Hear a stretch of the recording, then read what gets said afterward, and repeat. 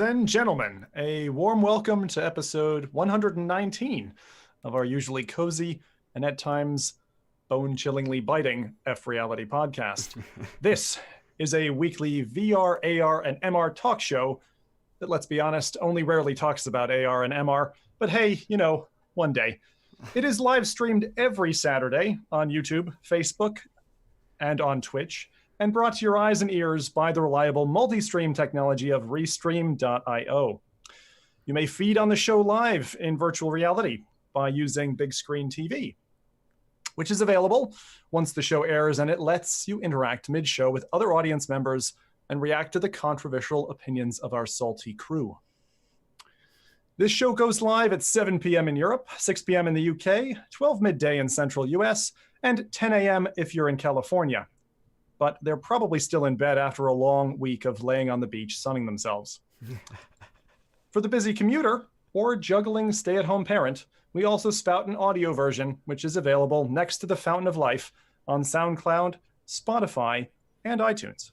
If you have any questions, comments, or feedback during the show, please keep them to yourselves, as the opinions that matter most are ours. We ask for pure silence in the chat this week, as we don't want to scare Father Christmas away. Sorry, Watto. Fans, please light your candles on your F.Reality shrines now, and be sure to wave your F.Reality flags every time one of us makes a half-intelligent joke. And yes, for my North American brothers and sisters with more overt styles of sarcasm, I am 102% most definitely joking. Finally, it is time to introduce your darling F.Reality crew, your Saturday saviors, and perhaps the end to all that is sacred. First, Nathy, this lad. When he's not getting handsy with R2-D2, he's sneaking cute Star Wars characters into his intros. Always be on the lookout for the hidden. So Nathy, what do you want for Christmas? What I want for Christmas? Happiness and peace. Happiness and peace. Yeah. That's a good one. The models always say, you know. Good. Anything else been rocking you this week so far, Nathy? Well, yeah. I'm officially waiting for a new BioShock. True. Oh yeah. Good point. That's to you like it's like Moses coming along with another tablet, isn't it? Well, yeah, kinda. I mean, do you still have your like Mondo? What's the guy called? The guy with the fucking drill hands? Elon Musk, right? Giant Elon Musk. Elon Musk, yeah. No, it's a Big Daddy. Yeah, I have a life-size Big Daddy in the living room, and I had to sell the whole like dinner table to be able to fit it in. It honestly looks like that's something you'd see in a horror film where like some screeching like teenage girl comes running in, like trips and impales herself on one of those drill bits. But anyway. Yeah, be careful if you take a girl home, Nathan, because I mean, you don't want to impale them on the first night, right? This is why I don't have a girlfriend. That's exactly. It's just the statue and the risk and the pending police report that I can imagine. That would make a movie in just of itself. All right. Thank you, Nathan. Over to Rowdy. So our resident doctor turned criminal, I hear, has been stealing priceless works of art from children. Their parents left broken and in tears. So Rowdy, did you get lucky? Well, that's me. Let's first a little bit of a clap for that intro from Zim. I mean, it's absolutely beautiful. He even put out his lime green sweater just for the occasion with the gloves. How far down does the sweater go, Zim? Can you show us how far down the sweater? A bit of leg for you, huh? There we go. Beautiful. Yeah. All right. They challenged me. How dare you guys do that? But yeah, they challenged me to wear my cyber suit today. So anyone who wants to rip out a piece of this show and do something naughty with me, you can. Yeah. You have my rights extended to you. So Rowdy, what have you been doing this week? What have I been doing? I've been doing a lot of end of the year work stuff. It's almost done next week. I'm officially done with my job. So I have only 5 more work days left, and the last one is a little bit of a goodbye party. So it's going to be a big change for me after this, because since next year I'll probably be moving to a different country. Very exciting also. Looking forward to that a lot. But yeah, this week has been fun in a way as well. We had some new releases coming out. I dove into those as well. And looking forward to be on the podcast. Excellent. Well, this is a special week. Mike's not with us. Mr. Mike is actually off to a party dressed as a reindeer. I heard he had to affix full-on reindeer horns to his slick Orbish head. Reindeer horns are actually made of bone. So think about that a minute. I mean, that's some serious Boneworks. I love that the picture that we chose for him, I'm like covering up his hands so we don't know if he's actually flipping anyone off or not. That's hilarious. Yeah. That's funny. That's great. But you managed to get the offline just around the Oculus 6 logo, like perfectly. Yeah, perfectly. So yeah, he'll be back next week. My name is Zim. So for today, the renowned soulless deserter of Twitch VR, your stand-in host and live streamer. My name is ZimTalk5. And this week, we have almost zero news. I pulled up one article. It was something from Upload VR, and apparently CNN said that David Jagelson, Silent J, because he's from Finland, he made a joke. And after all these years, and it's actually funny, that's the most newsworthy thing this week, that singular Xbox joke. Go look it up on Twitter. So for those of you who don't find that particularly newsworthy, maybe these tiddly topics will tickle your gingerbread hearts. Firstly, an early Christmas present and tracking drops for Oculus Quest. Second, in less exciting news, Facebook are going to advertise to you by using your data. I'm looking at you, Oculus Go side-quested SLR users. On December 10th, PlayStation's The State of Play broadcast brought out an interesting new VR game called Paper Beast. We'll touch on that a little later. Rumors about Cloudhead Games, the people behind Pistol Whip, which pointed to another possible acquisition by Oculus. We had the Game Awards, an unsatisfactory show for VR, but we've squeezed out the juicy bits, including 2 games we're praying come to VR.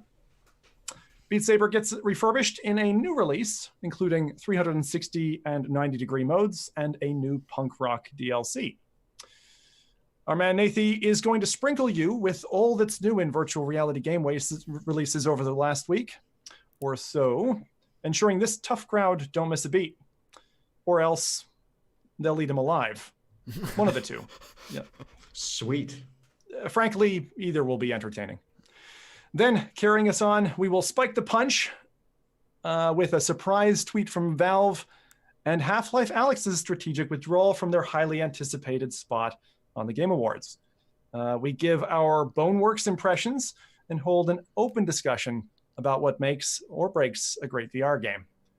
So before we snowplow through this cornucopia of news, let's ask what everyone's been up to and what their highlight of the week was. And so for those of you in chat who thought you'd get off easy, just turn up and relax? No. You have a duty to your VR country peoples, so sound off by writing what you played in chat now. And first, we're going to transition over to Nathie. Okay, well, let's get this party started, right? Last time was great, by the way, with the whole Halloween thing we did. It was fun. Yeah, that was great. Mike's gone, and out come the beasts, right? Yeah. Yes. When the mic is away, we get to play. No, we can talk smack again. We can talk about off-topic things for as long as we want. The chat has already started. The chat has already started. Oh yeah. Oh, they know. They know. Anyways, so since I can't talk about Boneworks just yet, I'm gonna pick something else. I will be shortly talking about the Droid Repair Bay. I played it last night through Oculus Link because it's a PC VR game that is only available on Steam and Oculus Home for Go. I honestly never knew that the Star Wars Droid Repair Bay VR experience was for Go. Really? Oh yeah, I've seen it on Go, but it is. Huh. But not on Rift or let's say Quest. You know, it was only a PC VR game on Steam. So I went back in also to celebrate the upcoming Star Wars movie, and I had a lot of fun. It's like this short but sweet experience of, let's say, like 10 minutes.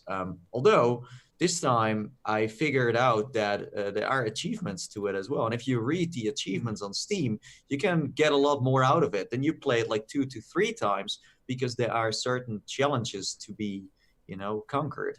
So for the folks out there who have never heard of Droid Repair Bay, you play as an astro mechanic who needs to fix all kinds of droids, and they roll towards you, and you need to put them on this workbench, and you need to open them up and replace chips and stuff like that. And there is a little story to it as well, and it's free. You don't have to pay anything. It's pretty neat. Yeah, it's been so under the radar that when I saw your video on it, I was like, I didn't know there was another Star Wars game launching, but I guess this is backdated. It this launched is a classic. a while ago, but it still looks good. Like I would totally have believed it if they had just launched it, to be honest. And the weird part is that this experience has been powered by Nissan. But there is no like commercial stuff in there. Yeah. So I'm not sure where that comes from. It's weird because they do have another Star Wars VR experience, and that one you drive in a Nissan car through the battlefield with all these AT-ATs and stormtroopers and all kinds of stuff. So in that one, it's clear that it's an advertisement, but in this one, you really wonder, where is the advertisement? Where is the bait? I was expecting it to, like, you separate the robot, and in the droid, there's like a little Nissan like logo on the engine, and it's like powered by Nissan, But maybe that wouldn't be that so would make canon. sense. Actually, they should have done that. That would have been totally okay if they would have put that kind of advertisement in there for me. They paid for it, sure, no problem. Yeah. There's no there is no advertisement in that sense, and I even if there was, I didn't mind because it's free and it's pretty fun. I do wonder where our VR experience for this new movie is, because you could say Star Wars Vader Immortal was but honestly, if you look at what Disney has done so far, they have almost made a VR title for every movie that came out. And it was or a 360, or it was an actual game or an experience, but there was always something at least. So I don't know where this year, maybe we still have to get something. But they probably put all their money into those three Star Wars experiences. To be honest, there was a lot of light and magic stuff went into that. So that's probably where it went. Cool. So let's dive into the chat as well. We have James H, who played The Climb. Then we have DLG27, who dove into the curious tale of the stolen pets. It's on Vivepart Infinity now. It was Rowdy. He stole them. Yeah. Oh. I did. I have one right here. I'm not lying. Yeah, you're right. A little squirrel for our audio listeners with wide eyes. He's obviously seen Rowdy do some terrible things. Oh, he's in the bedroom, so. Then we have Gaming Science Teacher, who played more Bugs VR, and she's also looking forward to Beat Saber 360, Fisherman Tale, or The Affected the Manor. Oh, Affected. That's a spooky one, right? A spooky classic, spooky scary. And then we have Watto UK, loyal fan of the show. Played loads of Borderlands 2, a little bit of Half-Life 2 in VR, thanks Terrell Wood. And also some Boneworks on Pimax. And GTA 5. And Red Dead in Farbacks. Wow. Are you still alive, my friend? And then we have Kara, who played Boneworks and Death Lab. I was gonna say Death Lab. It's like a mix of Death Lab and, and Valve's The Lab. Sorry, my Dutch accent was kicking in. There. That's good. Excellent. Thank you. So that was Chat. You've been busy. Another person who's been busy, Rowdy. What did you get up to this week? Yeah, I actually dove into Budget Cuts 2. So I tested that one out. I was a big fan of the first one. I really liked that one. It was very, well, back then at least it was very new. I know that we talked about it a little bit last episode as well, that we were kind of wondering if there is still a need for like a Budget Cuts 2, because a lot of things have changed. And I have to say, when I originally got into it, I felt a little bit like the teleporting was it kind of helped me back a little bit because I was expecting like at least like some form of like normal locomotion as well.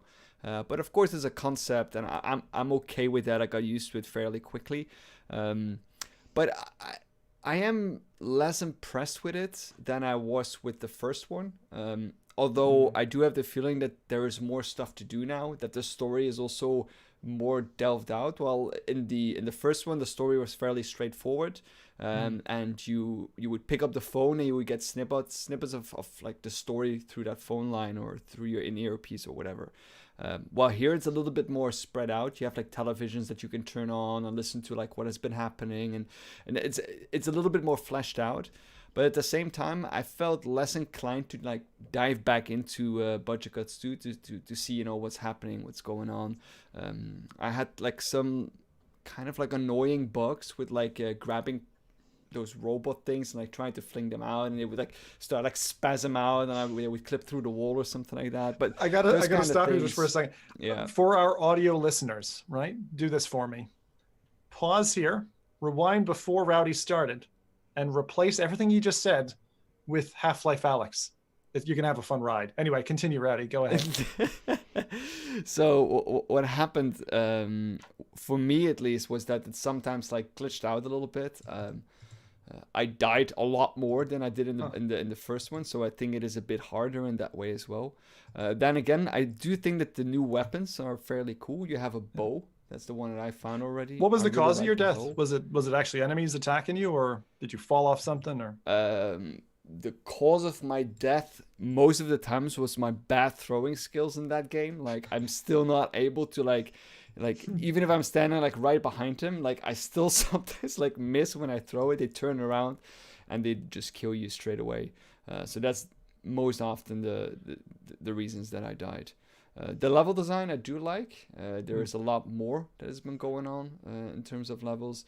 But I'm a little bit with like what Nathy said last time as well. Is like do we really have a need for a second version of budget cuts?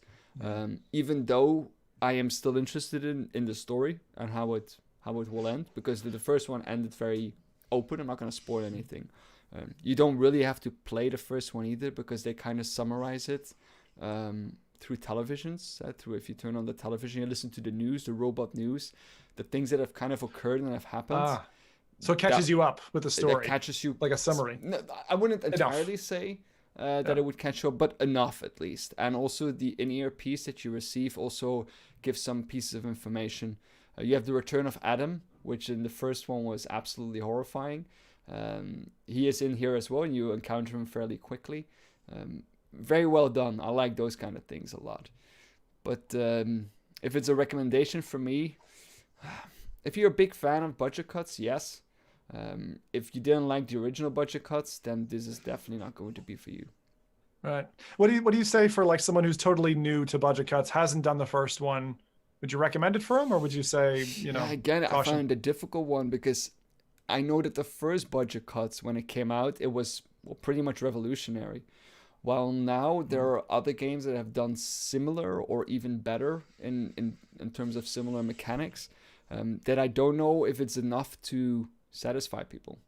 Right. There are other stealth games like Aspire 1, like I don't know. There's like quite a few that came out recently as well. Yeah. That Panther VR is one that is upcoming, and maybe people are a little bit more demanding now than they were originally when budget cuts got released. Like I like that Spire quite a bit, and although it's a little bit rough around the edges, especially the quest build, I could easily recommend that actually, because it gives you a real cool kind of spy vibe to it, and I like that. Especially, I only played it since they patched it. I know there were problems with it before, but to me, it's like this is pretty decent. So I feel like this year, in terms of game development, we have seen a lot of new things popping up, and other titles seem to have a hard time catching up with that now. And as Rowdy said, people become more demanding. Next year as well, with all these titles coming out, we're going to see a new standard of gaming. And some developers are still using the old formula that maybe now starts to stop working, because there's a new age coming for what players want. I don't know if this is what they are looking for.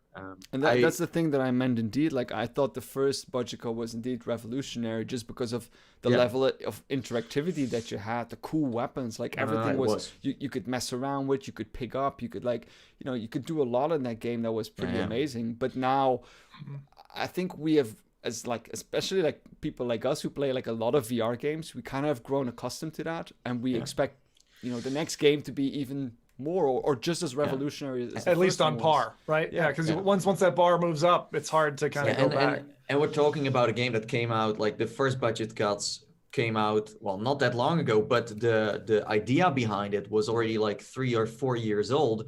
Then they delayed it a couple of times, not releasing it. So if it came out earlier, then I think they would have enjoyed way more success with this title in the first place. And the second one, it's like, well, they felt confident enough, and maybe they sold a lot of copies, who knows. But for me, like, I don't feel like I need to play the next one. There is no like reason for me that pulls me into this title, because the first one, just the experience I had with it wasn't, I'm not getting curious enough to wanting more of what's. When I tried the first one, I really was a big fan. I really liked it a lot. No, the first one was great comedy, and the motion at the time and the whole kind of Portal-esque bit, we hadn't seen it before. And now several games have done that type of trick. So cool. Well, this week I got to play something that I side quest loaded to my quest, and I think stands out a lot, and gave me something that I wasn't expecting. So there's a game that dropped out called High Seas, which puts you in charge of like shipping container ship, long kind of not a cruise ship, but a container vessel ship, and so you get to float this thing on what is a massive rolling ocean, and I mean massive. Like, this is like all those not horror films, but like disaster films where they show you like 100-foot high waves and stuff. That's literally in this, and you're like navigating this ship through a series of like icebergs at the start. Now, I've not gotten that far. I think I got 5 nautical miles is as far as I got, but like it works a bit like the games like FTL or From Other Suns, where when you damage your ship, if you're not totally dead, you got to jump to another another room, repair something. Some of those repair mechanics are a bit backed up at the moment. So for instance, if there's a fire down the belly of the ship, you take the fire extinguisher and you just pound it on the fire to put the fire out. And the same thing, the electrical box, you take the tool for the electrical box and you just pound the electrical box. So like, it's early days yet, but actually the feeling of like being on the front of that ship, it getting dark and stormy, and then you get this alarm, and all of a sudden there's a fucking gigantic wave, and you're trying to steer the ship like into the wave with as much like power as you can. And it's amazing the feeling you get, like, of being I'm gonna be honest, I'm absolutely horrified by those kind of things. Like, I'm not a big fan of like the open sea, not at all.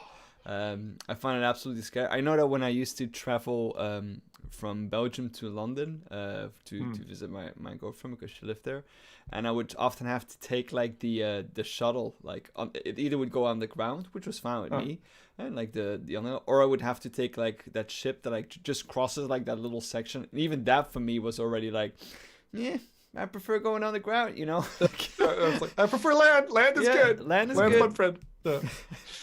Oh, that's brilliant. That's freaking fantastic. So anyway, if you've got a quest, go sideload that. That's amazing. Easy to get on. Again, if you don't know about side quest, look it up.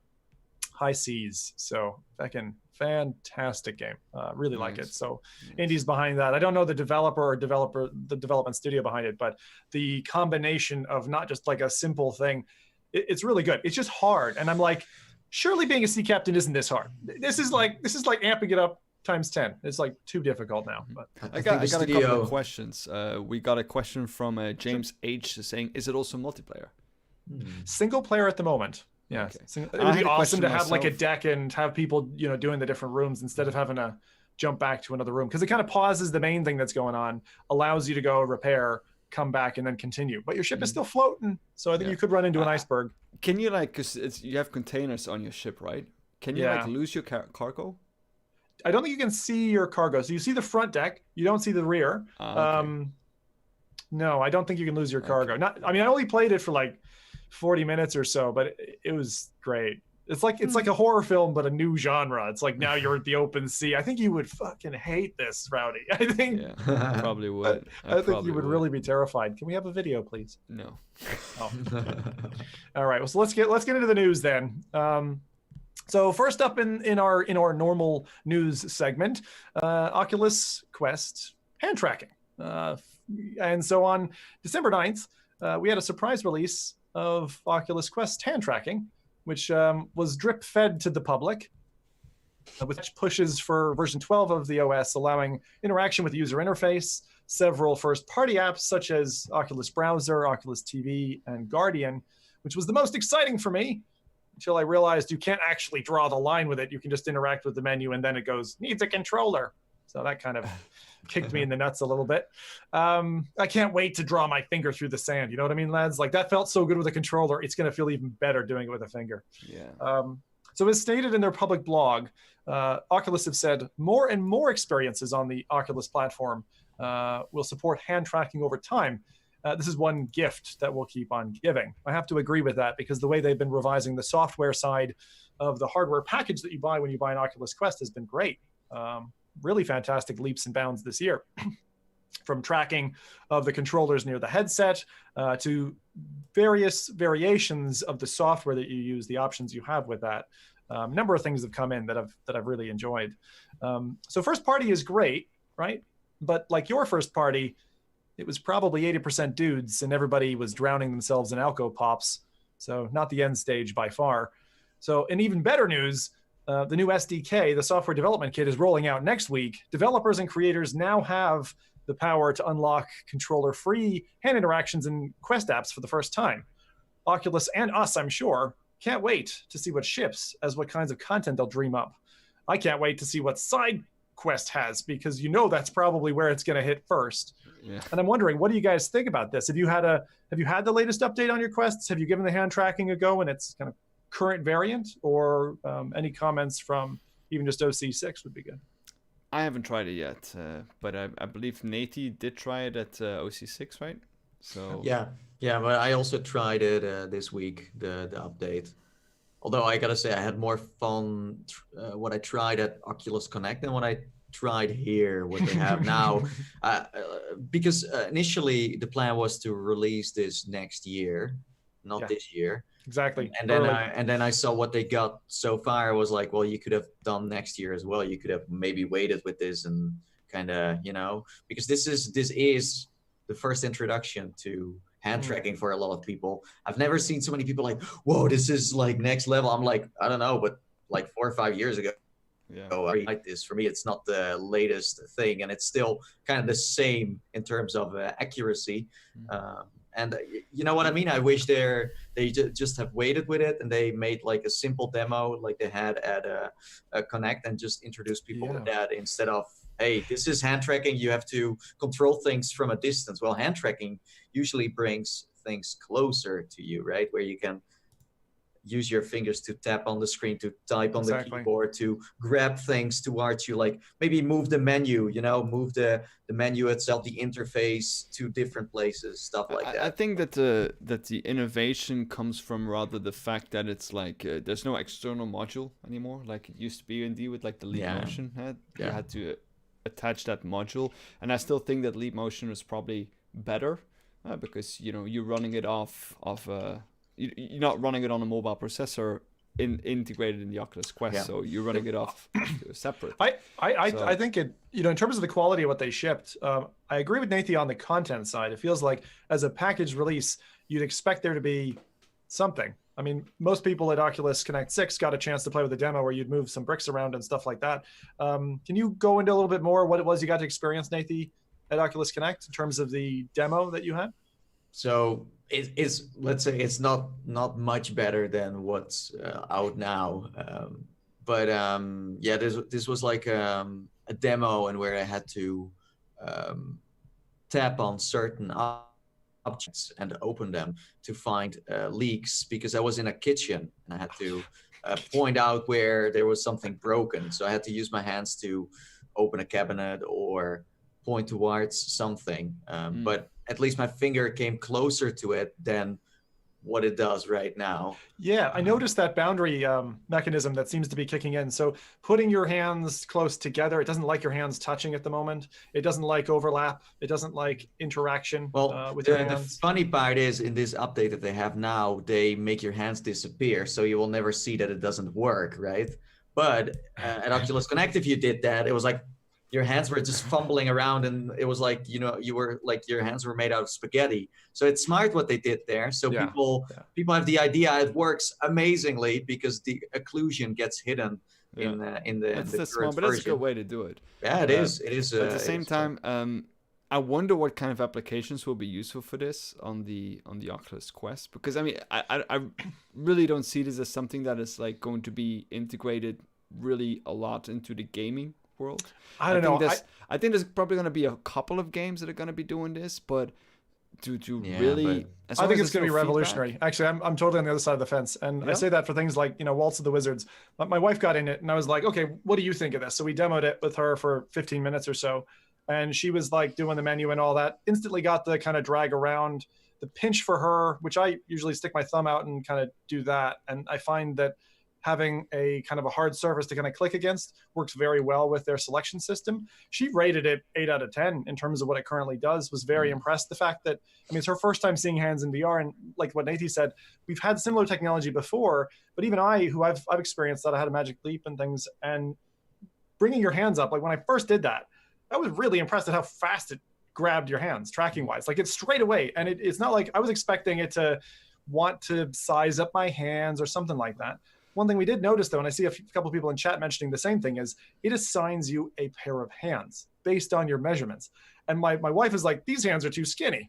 I didn't notice mine were kind of around about the same size, but some people are saying, oh, you're making my hands fatter than they really are. So it's not taking the dimensions of your hands, it's giving you a hand model. And one of the questions we were asking was, well, what happens if you don't have a finger? Like I've got an uncle that looks like that. He's got a knuckle missing because he used to work on an oil rig and he lost a finger.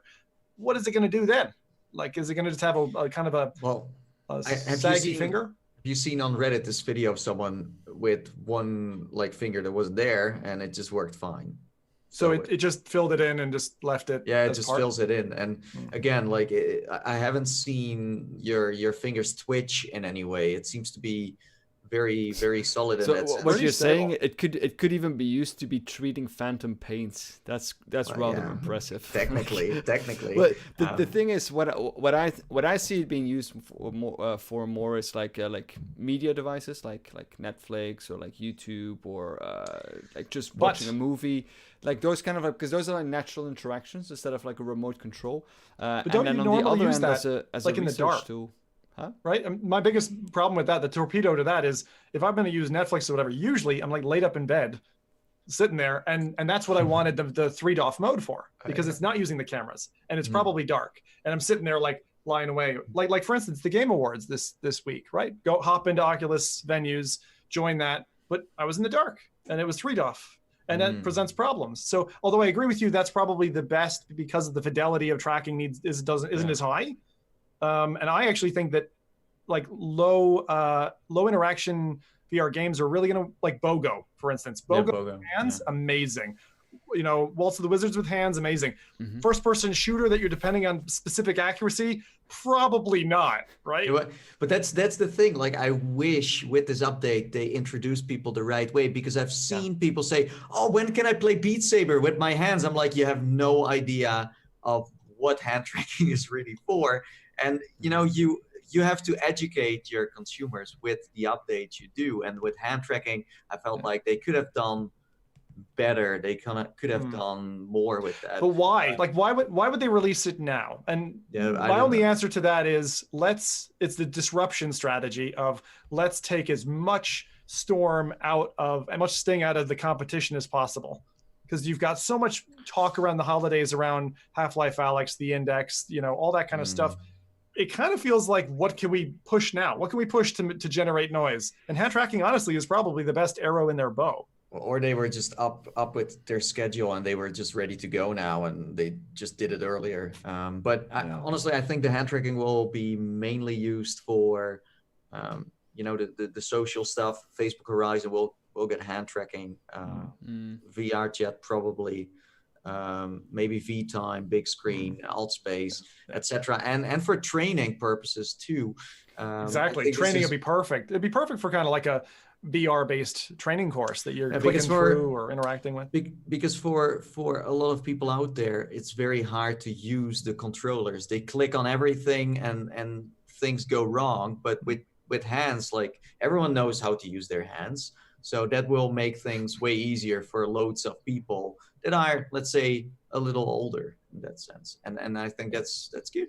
We're just not, if you're a technophobe, using a new controller is not as easy as just going this way. But I'm curious, Rowdy, with your position on this, are you then quite anti what we saw on OC6's stage this year in terms of like controller-free tracking is the way to go for mass adoption? Are you against that strategy, or do you think Oculus has it right in that respect?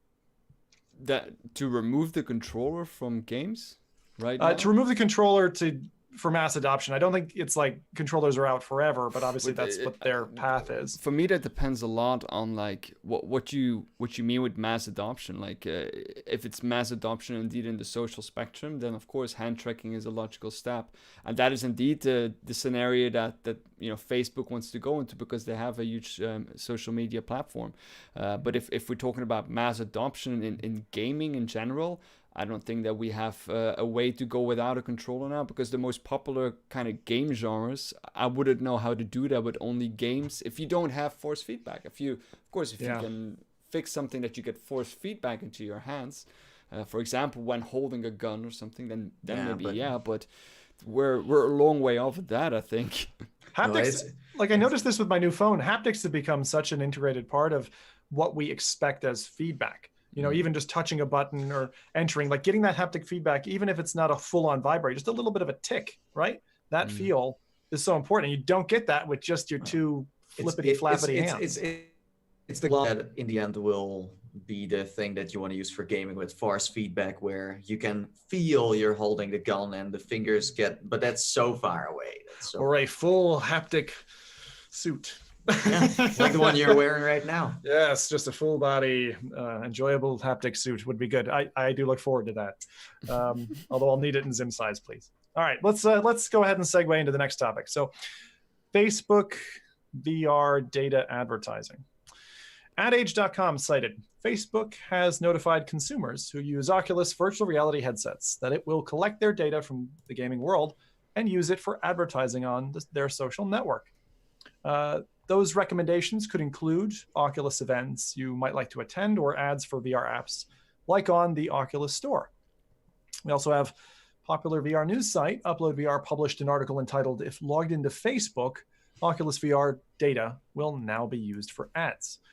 This goes on to explain that Facebook will now use information about your Oculus activity, like which apps you use, and how much time you spend in the Oculus browser for strange reasons. Strange Oculus browser reasons. How many weird memes have you sent through WhatsApp? So assuming you've connected your Oculus ID to your Facebook account, right? Obviously their slant on this has always been for advertising. We're going to make your ads more content relevant, right?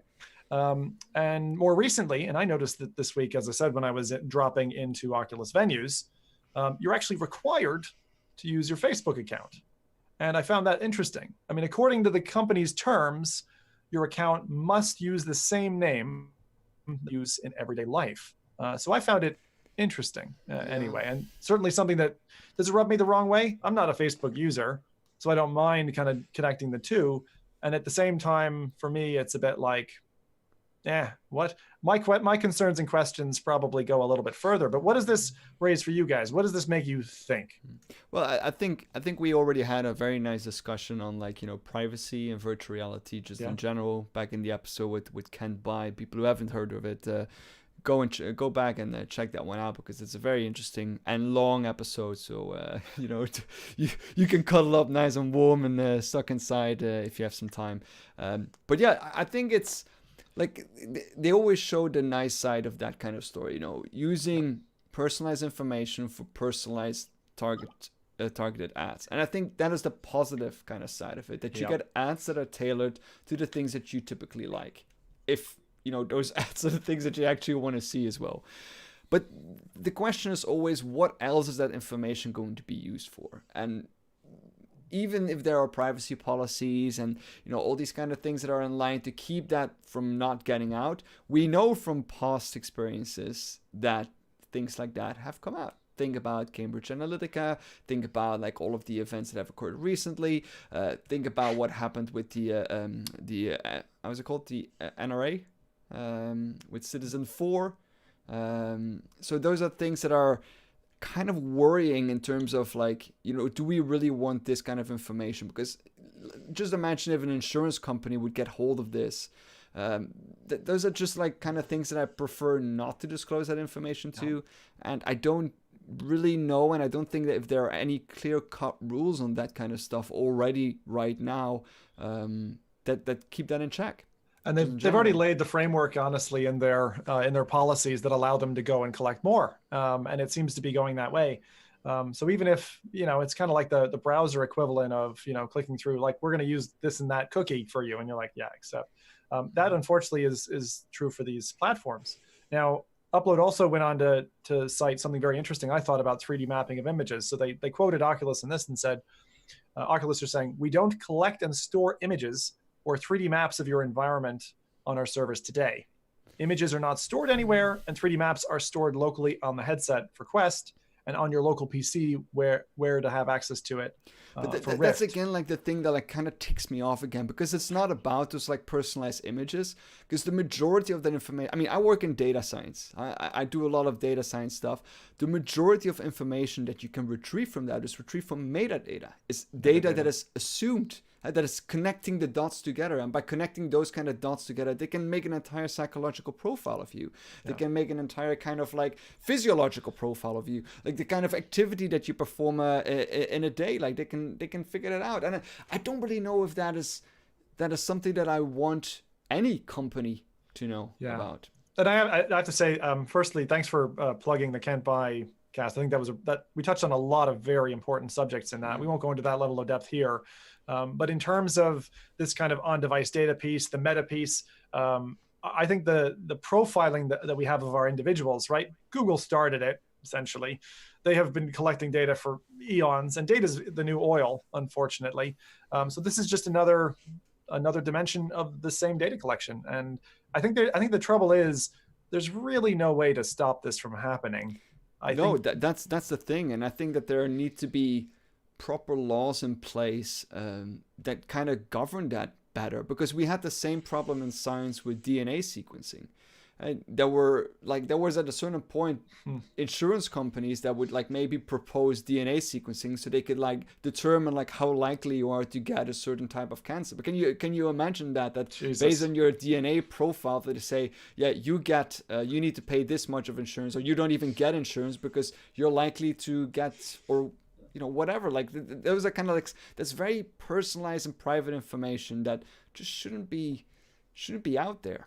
I mean, Nathan, what's your opinion on this stuff? Like, does this make you nervous, or are you more kind of new gen and you're like, whatever, sign me up? The thing is, like, it's a part of my job.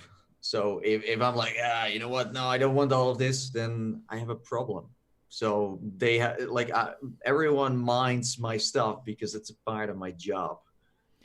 But this is something that we already expected. This was going to happen anyways. Yeah. I remember when we heard Facebook buying Oculus, we were all like, yeah, we have to log in with Facebook now. It's going to be help, right? And then it didn't happen.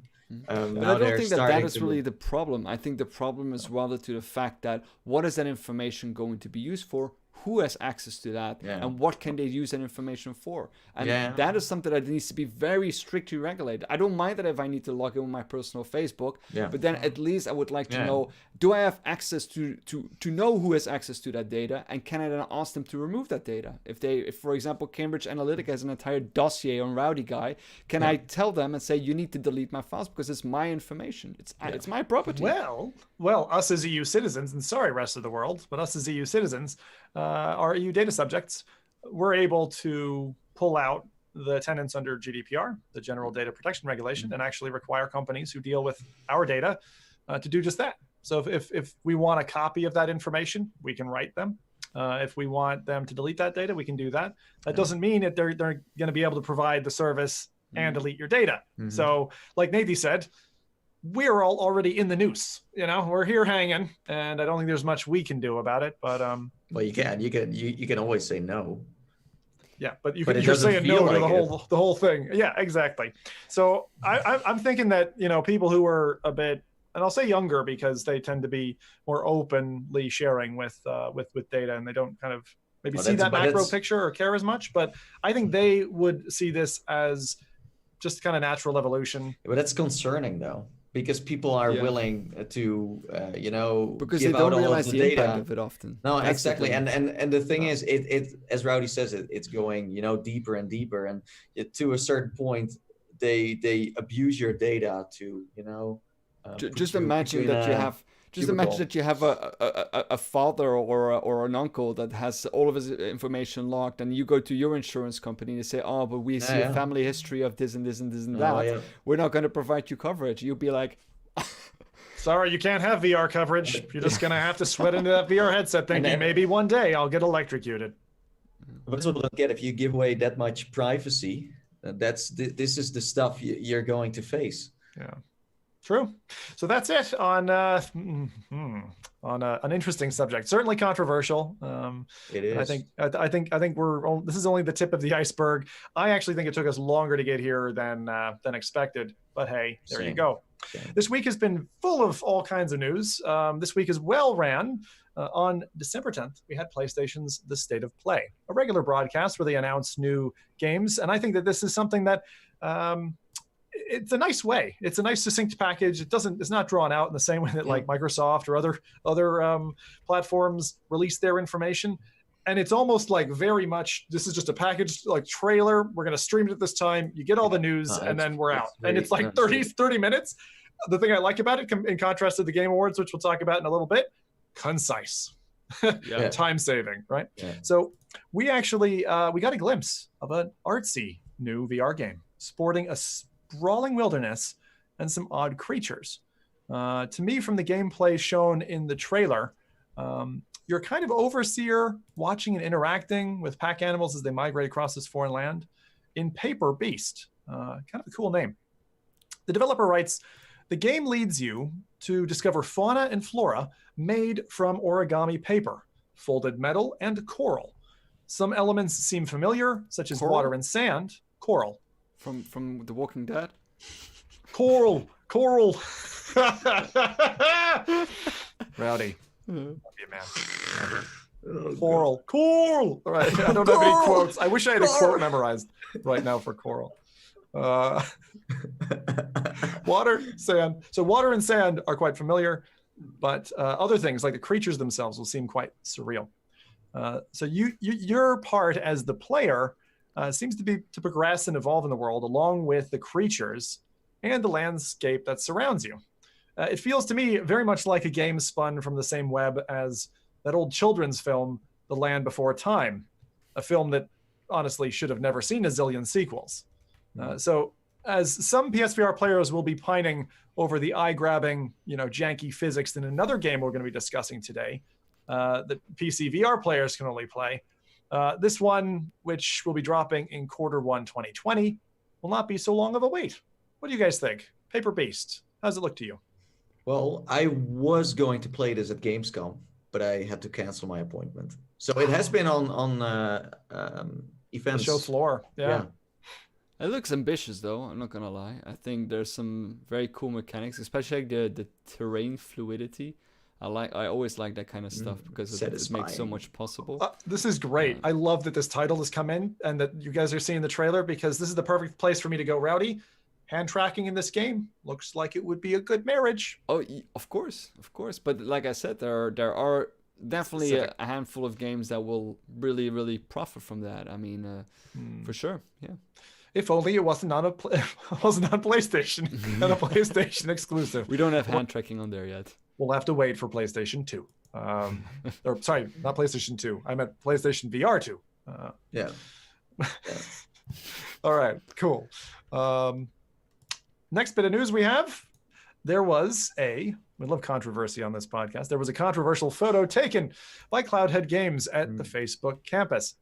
So Cloudhead Games, if you don't know who they are, they're a veteran VR studio behind the Gallery 1 and 2, Aperture Hand Labs, and more recently, Pistol Whip. So Denny Unger from Cloudhead, a well-known VR veteran, took a photo with the team under the One Hacker Way Facebook campus sign, showing a big thumbs up from the infamous like button. The VR community's response to this tweet is simply wonderful. So Denny said in the tweet, some of the team at yesterday's mystery location, tongue face, it was an insightful day. Now, these are some of the select responses. Briz on Twitch says, please don't make the gallery exclusive to Oculus. Denny replied, we haven't talked exclusives with anyone. The truth is that most of the major OEMs in VR want the market to succeed broadly.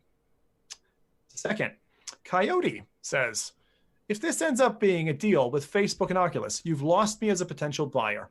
I've been eyeing Pistol Whip, waited for the next salary. Now I'll be waiting a bit more to see what kind of dev you are and what side of the fence you're on. Don't fall in line with exclusivity. To which Denny responds, totally fair.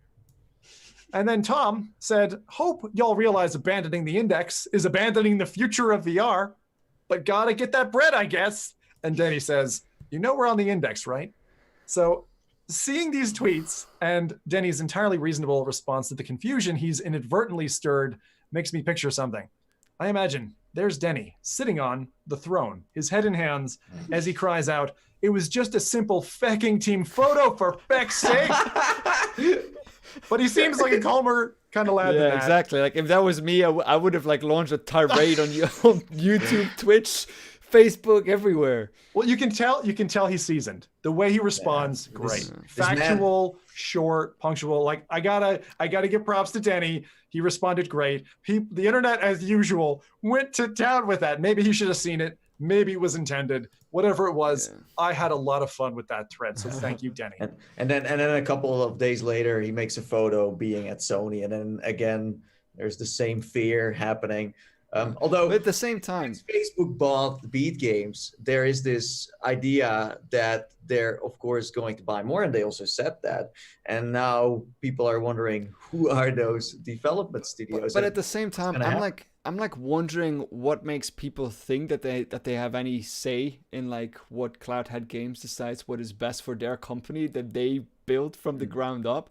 If they want to move to Facebook, that is their decision, and they will live with the consequences or the fruits of the labor or whatever. But it's their decision. If you have an opinion about that and you don't like it, fine. But don't tell them not to do it because you wouldn't do it because you're not in their place. Like, come on. I don't know. But I think the open expression is good. They get a flavor that there's obviously people out there who feel very strongly, like the internet always does, about polarity, right? Like it's going to go this way or it's going to go that way. And actually a bit later on, I think you're going to hear from us about some of the polarity that may be influencing us as well. So for me, like, again, imagine a year from now, we heard that they were signing. I think it's probably too soon. I mean, to be honest, Cloudhead's a great studio. It'd be a great one to buy up. Are we in? I'm not trying to influence Oculus's decision-making here, but I'm saying, like, they're one of the originals. They've produced excellent content right the way through. They've also, like Servios, for example, another one you could buy, have produced a variety of content, not just the same thing again and again. But I do think that, I think that when it comes to Cloudhead, like you said, Rowdy, it's their call. If it's the best for their future, let them make the decision. Someone's going to be upset no matter which way they go, but if it's the best for them in the end, it's the best for you because you'll end up seeing more of them long term. Even if you're on the two sides of the console war I think that still matters, like in the long run.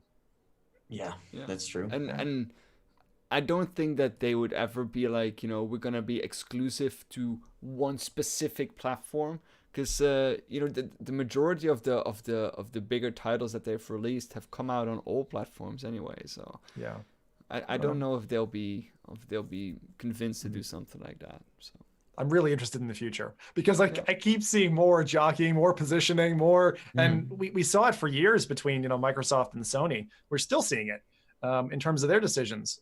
If anything else is true, those two seem to be going kind of almost different roads, in the same way that now we're seeing Valve, HTC with the Vive, and Oculus kind of going in different directions. So the future remains bright, I think. Although like exclusivity doesn't need to mean that you will not be able to play a title on your headset. No. Because for example, Groundhog Day is a game that has been made by Sony, and it's available on Steam, Oculus Home, and on the PlayStation VR. So hopefully, let's say Facebook is gonna do the same. That would be nice. It's better for the industry, but we'll see. But I think that actually originally Oculus wanted to support the other headsets on their platform as well. Originally they did. Yeah, they were trying to strike a deal for it. Yeah. So anyway. Good. I love how much contention we have in this week's news. To be honest, thank you, world. You made my job super easy. I mean, this week, I basically didn't have to drum up anything. All the news just came to me. Thank you. It just fed me like a filter. Okay, next one. The Game Awards in VR. What I would like to deem an unhappy marriage. Uh-oh. Now, Zim doesn't mind taking one for the team. And when I saw the Game Awards starting in early UK hours, I drew in my breath and I went for it. Feeling that despite the off-putting tweet from Valve, which we'll talk about a little later, that there would surely be some good new VR news in there. Surely there would be. Surely. Later that morning, signing off from the 5th Annual Game Awards around 5:30 a.m. in the UK, with a work day the next day, I felt quite disappointed I hadn't seen more. However, my brain was given at least some fumes of fuel to go on, and here's what I went away buzzing on about what was said, and a little later we'll touch on those things that weren't said. So first off, Hellblade. Senua's Saga Hellblade 2 showed up with an award-worthy, in my opinion, facial animation from the lead character and a game trailer that, again, in my opinion, absolutely stole the Game Awards show, top to bottom. If there's anything you want to pay attention to, this is it. Now, the interesting thing here being, we recently talked about how Phil Spencer from Microsoft talked down VR, and Microsoft are clearly reluctant to join the VR race. But here we find one of the better AAA VR conversions, much like Skyrim, Alien Isolation, and Subnautica before it. Hellblade, which was originally given VR support, the original title, is now in its sequel a marked exclusive from Microsoft's Project Scarlet, which has been publicly unveiled under the street name Xbox Series X. It's the worst name ever, by the way. Just saying. Xbox Series X. I think it sounds like a Mercedes, but yeah. No, go on. A little bit more. So just for those who aren't familiar with Hellblade, right? So, and as described by Wikipedia, Senua's Sacrifice, Hellblade is Senua's Sacrifice, is a dark fantasy action adventure game developed and published by the British video games development studio Ninja Theory. Inspired by Norse mythology and Celtic culture, the game follows Senua, who's a warrior who must make her way to Helheim by defeating otherworldly entities and facing their challenges in order to rescue the soul of her dead lover from goddess Hela. It was released worldwide for Microsoft Windows and PlayStation 4 in August 2017. Can't believe it's been that long. On the Xbox One in April 2018, the Switch in April 2019, and got VR support added in an update in 2018. That runs on Switch? How? Runs on Switch. Can you just imagine a kid sitting there looking at like Hellblade, being like, I'm so depressed right now. Go to mommy just crying. But I wanted to kind of talk a little bit about the power in Hellblade before we kind of just, talk about the article and whether or not expected now to come to VR. So GameSpot had a great review of the original Senua's Sacrifice, and they mentioned this. So they said, Hellblade's most notable achievement is the handling of an incredibly sensitive subject matter with an engaging and well-crafted action-adventure game. At its heart, the story is about Senua's struggle to come to terms with her illness, mental illness, And in the process, she learns to find strength within herself, to endure, and to make peace with her past. So to me, the astounding thing out of all of this is that the trailer that Rowdy's running was running in engine in real time, not pre-rendered CG. So Ninja Theory, this is the most important part of the whole story, is a studio which Microsoft acquired in June 2018. So does that mean we won't see Hellblade 2 in VR? I loved Hellblade. What are your thoughts, gents? You think this is it? That's it? Goodbye, Hellblade? I think Xbox has made it fairly clear that they don't have a priority with VR. So I would be surprised to see this arriving on virtual reality, even though as soon as that trailer got released, people were already asking, is it going to be coming to virtual reality? Although we have seen Microsoft buying more companies before, and then these games ended up on the Windows Store. So, yeah, true. But I think that there is like 1 or 2 games that are supported by VR that are on the Windows Store, but that's it. It's very rare. So there is definitely a possibility, but I think it's small. The music in the trailer, by the way, is absolutely brilliant. Yeah, the it's vocals. Run the trailer, turn up the fucking audio. Her vocals in it when she's chanting.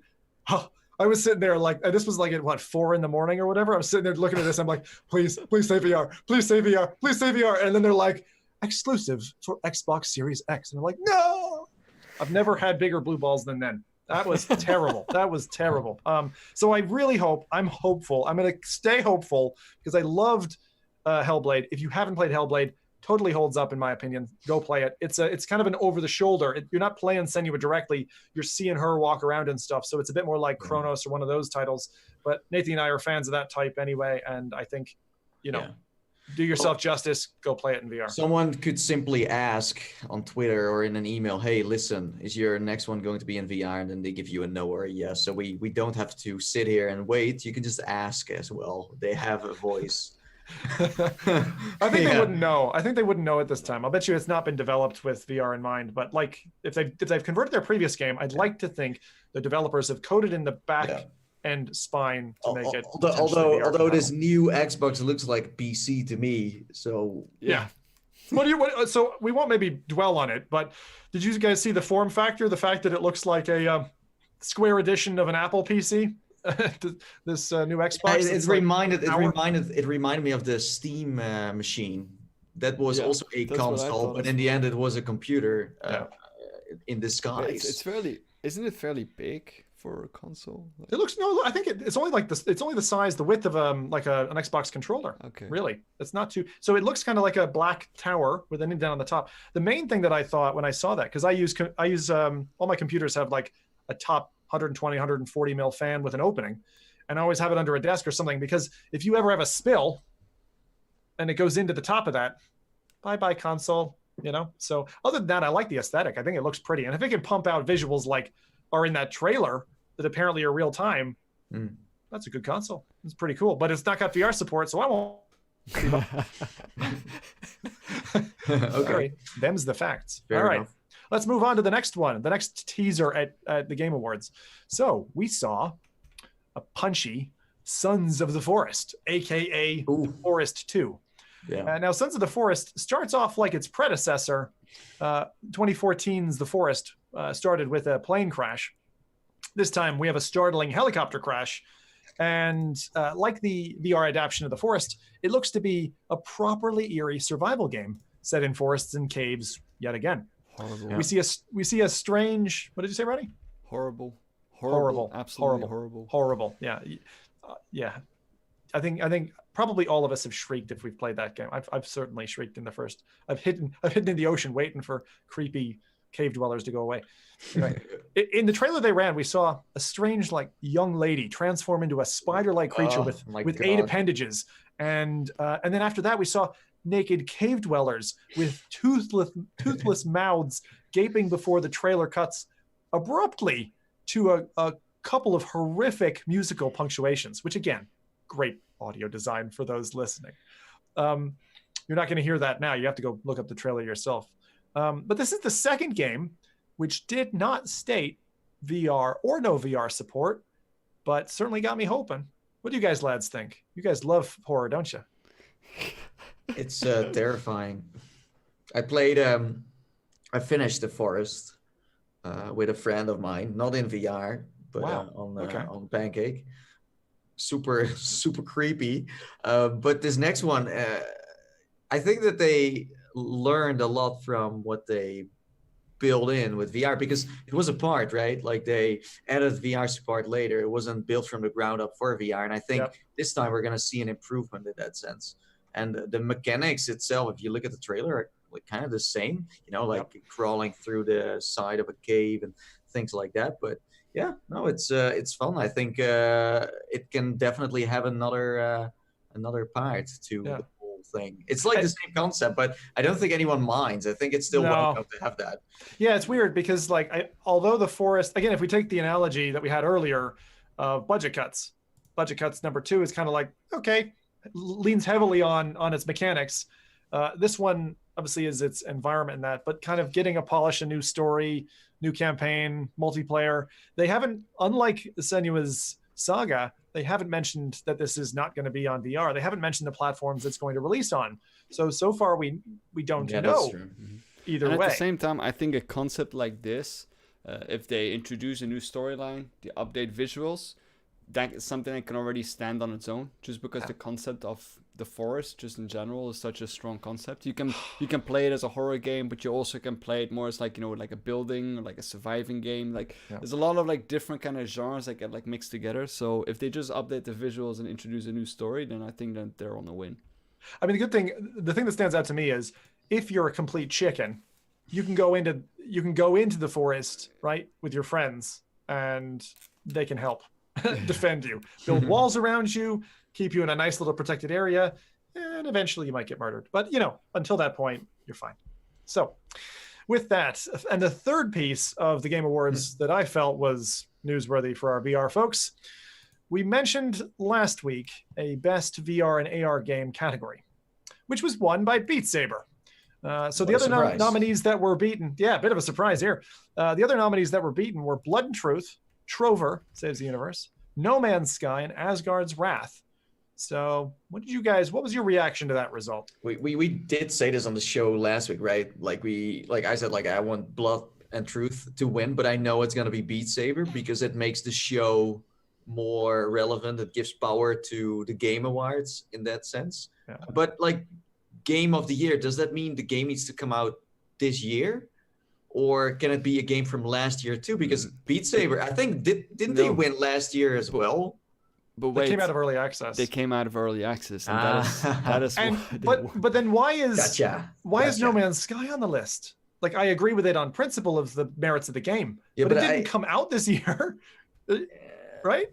But I feel like the people that moderate it have no idea what's going on in the VR space. If you let me moderate, for example, the Game Awards, the VR version of it, then you're going to see a legit lineup that makes sense. Mm-hmm. But here it's just... What I want to bring up on No Man's Sky is what they did. They didn't come out of early access. They updated to a new DLC, and I think that is the difference here. Even though it's a very impressive DLC and it's probably an entire game that is in that.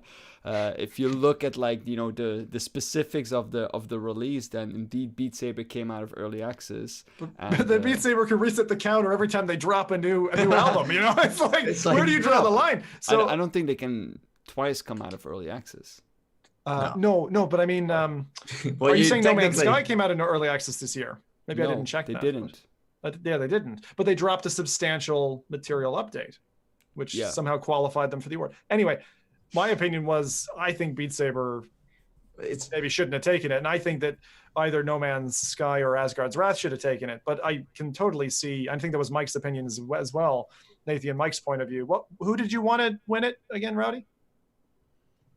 I think I said No Man's Sky, if I'm correct. No Man's Sky. Yeah, because you were really impressed. That was actually, I guess it fixed all the stuff that you've been spending years at griping on Subnautica about, didn't it?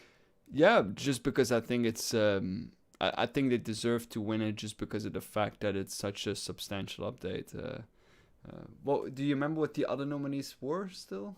Yeah, so Blood and Truth, Trover Saves the Universe, Asgard's Wrath, No Man's Oh Sky. no, I said Asgard's Wrath then because I thought that was still the biggest title. Yeah. It's amazing what they achieved in Asgard's Wrath. I just didn't think they'd win it because of the popularity vote. Anyway, Exactly. so that's that. So that was Beat Saber.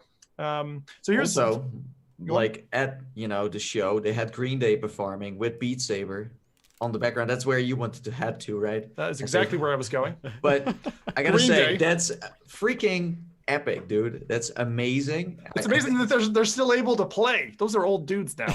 I was about to say that's amazing if you like Green Day. Like But like it felt to me like the problem was, right? So just to qualify it, right? So we got a 6-song new Beat Saber DLC from Green Day live now. You can go and play it if you want. New album from Green Day, by the way, not something old like with Imagine Dragons where it's like, hey, we got some old stuff to play. No, this was like brand new. I think Right. it also has something to, yeah. That's totally cool. So I agree with you. That bit is cool. But doesn't it feel very put together that they've got Green Day showing and then Beat Saber just happens to win the award? Like it But just overall, seems like, too you concocted. you have seen the show. There were moments where there was so much advertisement pumped in, so much money went into that, but then they also win this award. It's like every award show has a certain vibe to it, and Yeah, I this can't one is- explain it. No. I agree with you 100%. And they repeated ads. You were getting ads shoved down your throat. Honestly, the proportion of advertisement versus announcement, not right. They do not have the balance. And I will not be taking one for the team next year. Because the Game Awards was not worth staying up till 5:30. There is another game that you forgot that could also get a VR version, and Tell that me. is Surgeon Simulator 2. Good point. No, that's a fair point. Surgeon Simulator could. Yeah. I mean, it had a Team Fortress demo that you could play, and then later you could play the full game in VR with the aliens and all that stuff. So I don't know what Surgeon Simulator 2 is going to be all about. It's a weird one. It's going to be different than the first, but more I'm glad you mention it because today's podcast is sponsored by janky ass physics games. And I think it fits perfectly in. I know. Yeah. One additional piece of news, which I think Beat Saber fans are really going to like, and I got a chance to dip into a little bit earlier, is the also release of the 360 and 90-degree modes for a selection of songs in Beat Saber. It's not a small amount. I think it's about 27 songs. I've got those, and I'll name them here in a second. But I think so. I've had a chance to play the new release. Nathan, you've definitely played the 360. I've seen you do that in videos and stuff. Have you had a chance to try the 90-degree mode as well, or no? No, but I always felt like the mode that I played that they called 360 was more of a 180 to me. I don't know if I haven't played the actual 360 levels now, but it's not like you're spinning around like a madman as far as I know. So, I definitely spun a full 360 in the 360 mode. Okay. So the 90-degree one I felt was the 90-degree mode did not feel like 90. It felt like closer to 180. So actually, although they call it 90 degrees and that's available for PSVR, that's kind of the compromise, let's say. Out of the two modes, I felt, although like 360 is manic, I felt that the 90 is the one that I would naturally go to, maybe just as a stepping stone until I kind of get my fix to that and move on to the 360. 360 is just nuts. It's nuts. And I was just like laughing away. You try Expert Plus anything, and it's just like, you are twirling and like the levels going left, then hard right, and blocks are coming at you from left and right, and it's like your brain just can't necessarily track all of it at once. Easy mode, sure, but like anything cranking it up, it gets tough. I did all right. I almost beat an expert level, but I got flummoxed at the end. So let me just cover that off because, in a quick kind of audio summary here, the tracks that are getting updated, and do tell me if any of these are your favorites, lads. So on easy, 4 tracks: Beat Saber, I Need You, Till It's Over, and Turn Me On. On normal mode, $100 Bills, Believer, from the Imagine Dragons music pack. And if you have a music pack, you get the 360 thing for free. This isn't paid, unlike the Green Day DLC, which is a paid update. So this is good. It should be free, right? Believer, Commercial Pumping, Father of All, Immortal and Origins. So that's the normal level. And actually, I didn't get to play any of those. So one of the Green Day songs, Father of All, which I think they had performed live on stage, is in there. On hard, there's Believer again, Crab Rave, High Hopes from Panic at the Disco, Holiday, Legend, and Thunder from Imagine Dragons. Expert mode, you get Country Rounds, Emperor's New Clothes, Epic, Level Insane, Origins, and Unlimited Power. That's at Expert. And the ones that'll really chop your nuts off, Expert Plus, 5 of them. Balearic Pumping, great choice, I think. Breezer, Glide from the Rocket League pack, Origins, and my personal favorite, Overkill. Yeah, so. Okay, well. That's a lot of songs that have been given these modes. So I honestly, I think it's fair. And they've said that they're going to be introducing more as they go on. So, we can expect a kind of a drip feed of additional content for some time. It's still a shame that when I wasn't there on the show, this Rocket League thing got announced. And now when I play the game, because I play the game a lot, I see people just drive around with beat blocks. And I'm like, how the heck did this even happen in the first place? And a lot of people, they equip it to their cars, but they have no idea what Beat Saber is. Never heard of it. They're just like, oh, this block looks fun. Let's just put it on my car. And they just drive around. It's great. I love it. I don't know how much of the Game Awards you guys saw, but they were talking about this Fortnite thing that's coming up as well. Another big crossover event of like, it's the first time this film is going to show its trailer or whatever. And it's a short but awesome trailer. And it was like, okay, but yeah, it's just weird. It's a bit odd to have these kind of crossovers. I don't know that it's going to have any real value in terms of advertising, but I guess fans of both are kind of like, well, I mean, it drives like people to the movie. It drives people to Fortnite. Although having J.J. Abrams play Fortnite, I don't know about that. I have no idea if people want that, but that's the weird part where I'm always like, okay, with Marshmallow, it made sense, right?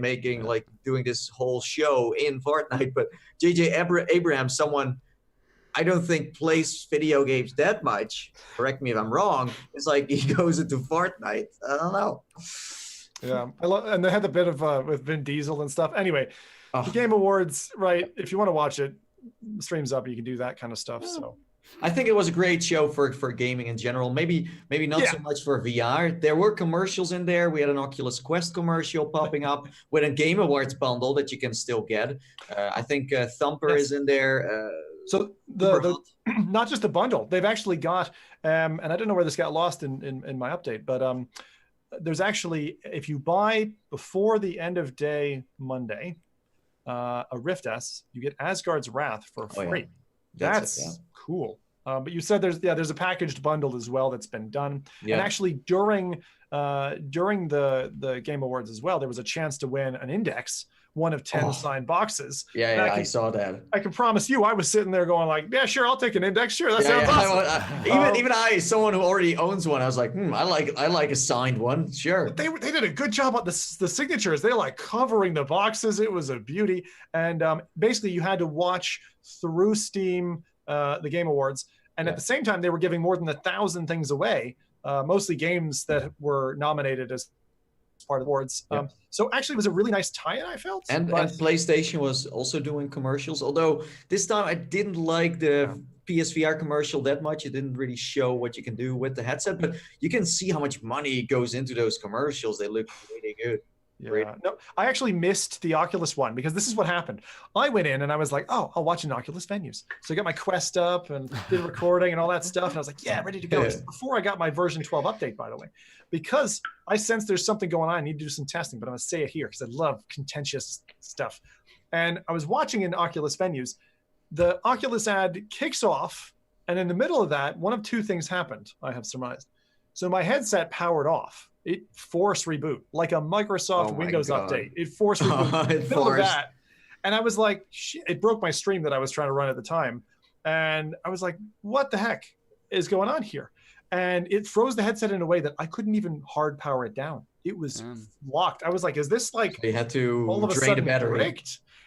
So it turned itself off with an auto sleep after about 15 minutes, but it was sat there, lenses glaring, and then I finally got in. So I ended up transitioning and watching on PC, but it made me wonder. I was like, because I've heard of other content creators having some problems with the recent version 12 update and their capture and some other things. And so I'm wondering, have they implemented virtual reality DRM at this point, like a kind of anti-capture mechanism, almost like HDCP? I don't know. It would have forced like a reboot then, I think. No, but it froze. So it froze, right? And the freeze might have been the result of, Well, it is or Oculus it was just the venues version after all. 12 pushing finally at the end of the week the hand tracking. So it's one of those two things I think happened, but it certainly got me thinking. But I think a DRM in case of like Oculus venues could come in the future. I think it could as Makes well, sense. because you definitely have the potential for copyright issues, right? Appearing, Yeah. especially in that kind of shared content. Yeah. So good. Well, I've droned on long enough. Those are our kind of news points for the week, the quick news, as we used to call it. So next up, we've got game releases. And I have to say that in a dry spell, it's a really tough job, but somebody's got to do it. And that's why this week, like a tense game of hot potato, I hurled that responsibility over to our lead correspondent and expert on Dutch cheesiness, coming to us live from the F.Reality Releases studio. It's Nathy. Nathy, Wow. where are you with the game releases? What an epic introduction. What an honor, by the way, that I can do this, that you let me, fulfill this task that I have been waiting for so many episodes. Every time I can do it, I'm like, yeah, finally. I can make the Holland land shine again. So let's start off with, well, a classic, one that I thought was one of the best games of this year, Vacation Simulator. Hey. So the description that they give is, well, you can visit the vibrant world of Vacation Island and make real memories of a simulated vacation. Explore activity-rich destinations filled with a colorful cast of bots and endless interactions to recreation. Get ready to splash, throw snowballs, and selfie your way to optimal relaxation. So if you don't have enough money to go on holiday to a place far, far away, a galaxy far, far away, then technically this is cheaper, right? You can buy... Wait, cheap intergalactic travel? Just by a smidge. Yeah, just by That is true. I think going to Mars is still a bit too expensive. Although, if you do buy a Quest and you buy Vacation Simulator, then you could still, outperform some of the holidays that they offer on the internet. And you can just, enjoy it as long as you want, wherever you are. So yeah, now on the platform Oculus Home, you can play, well, Vacation Simulator on the Quest. And it was already on Steam and it was already on Rift, etc. But now also on a standalone VR headset. So that's quite awesome. And it's $30. So that's not bad. It's like 30 euros. Like Mike always throws in the pounds, but I'm not living on an island. So Hey, you voted out. Sorry. Yeah. So I don't know. You can make a guess yourself in that sense. So yeah, that's the first one. Then we have one that I think is also, it's pure art. It's beautiful. It's Where Thoughts Go. So yeah, in this one, you discover the dreams, fears, and secrets of others and leave your own for others to find. In this award-winning social experience, human thoughts exist as sleeping creatures that can be awakened to reveal voice-recorded stories of other participants who were here before you. These anonymous stories are revealing and inspiring, encouraging reflection and introspection. To progress, you must leave your own stories behind for others to uncover. It's super, super cool. Have you guys left your thoughts in Where Thoughts Go? No comment. I did. You did? No comment. Something real sappy then. No, I did. Not this build, but back when they had it on Go, I think. Okay. But yeah, they actually just announced something at the Game Awards. I don't remember the name of it, but there's the same kind of like leave a note indie title that was mentioned. I don't remember the name of it. But it's kind of a neat idea that you can basically letter write to somebody and then get another. It's a very back. cool concept, just in general, I think, to do something like this. Also because it's something that is like lasting, like you kind of like personalize the game in that way that you are part of it. I think that's a very neat concept. Now you record yourself, I think. So you it's like ready, 3, 2, 1, and go. You're on, and then you say something. I know. It encapsulates it. No, I'm just saying it for the benefit of the audience because I've seen games do this where you type a message. Yeah. And then okay. But this obviously you're just. But you feel a little bit put like on stage when that happens to you. You're like, I'm live now. This is gonna be recorded forever. Yeah. So it totally depends. What you want to say. It's up to you. So this one is now also available on Oculus Quest. It's $10, 10 euros. So yeah, it's a good price to leave some thoughts to other people and hear some. So yeah, there you go. Now I have one that I don't think many people have heard of. I also was surprised that this was going to come out as far as I know, like next week. And it's called Particulate. Now, Zim, what do you think Particulate means in terms of a game? I know this one. I think I covered it a week when you were did here, because this is coming on a new platform. I think this landed on Steam. What's the platform you've got it for? Or it's Steam. coming? Yeah. Okay, then maybe it's okay. Yeah. Dang it! It's beautiful. I failed. No. But that was like, I don't know. I covered it like two. How did we get that? It was actually. I'll bet you they pushed it back or something. Well, according to the rules, this one is coming out next week. So or it was Oculus Home, and now it's coming to Steam. But it's cool. It's a really neat one. It's particle effects, which actually again fits the bill of feckin' wacky physics. Yeah, again, this is a physics-based game. You can play with physics, create and save dynamic scenes using an array of tools, and witness a complex physical interaction. I know that Zim introduced this one as like my kind of thing. Yeah. Oh, I did. Yeah. It's science. Science. It's got science involved, so Rowdy will definitely love it. Yeah, so you can simulate millions of tiny particles using the massive parallel processing power of VR-capable graphics cards. So yeah, this is very satisfying to even look at in the first place. Not even, if you haven't even played it yet, it's like, this looks good. So yeah, it's coming to Steam next week, and the price is still unknown. I couldn't find it anywhere. Yeah. That's the problem with indies. It's hard to find a price. Plus, remember, pre-ordering is a crime. Just wait until it comes out and see if it's good or not. Well, that's my personal recommendation. It's funny. I think I have that installed on Oculus Home. How do you already have this, Sim? I think it launched on Oculus Home before. I'd need to. I dare not launch Oculus Home mid-podcast. It could destroy the world. That is true. Maybe someone can confirm in chat if anyone else has particular. Okay, so now something that I think is very new too. It's Twin Peaks VR. That's new. Yeah, what the heck is that?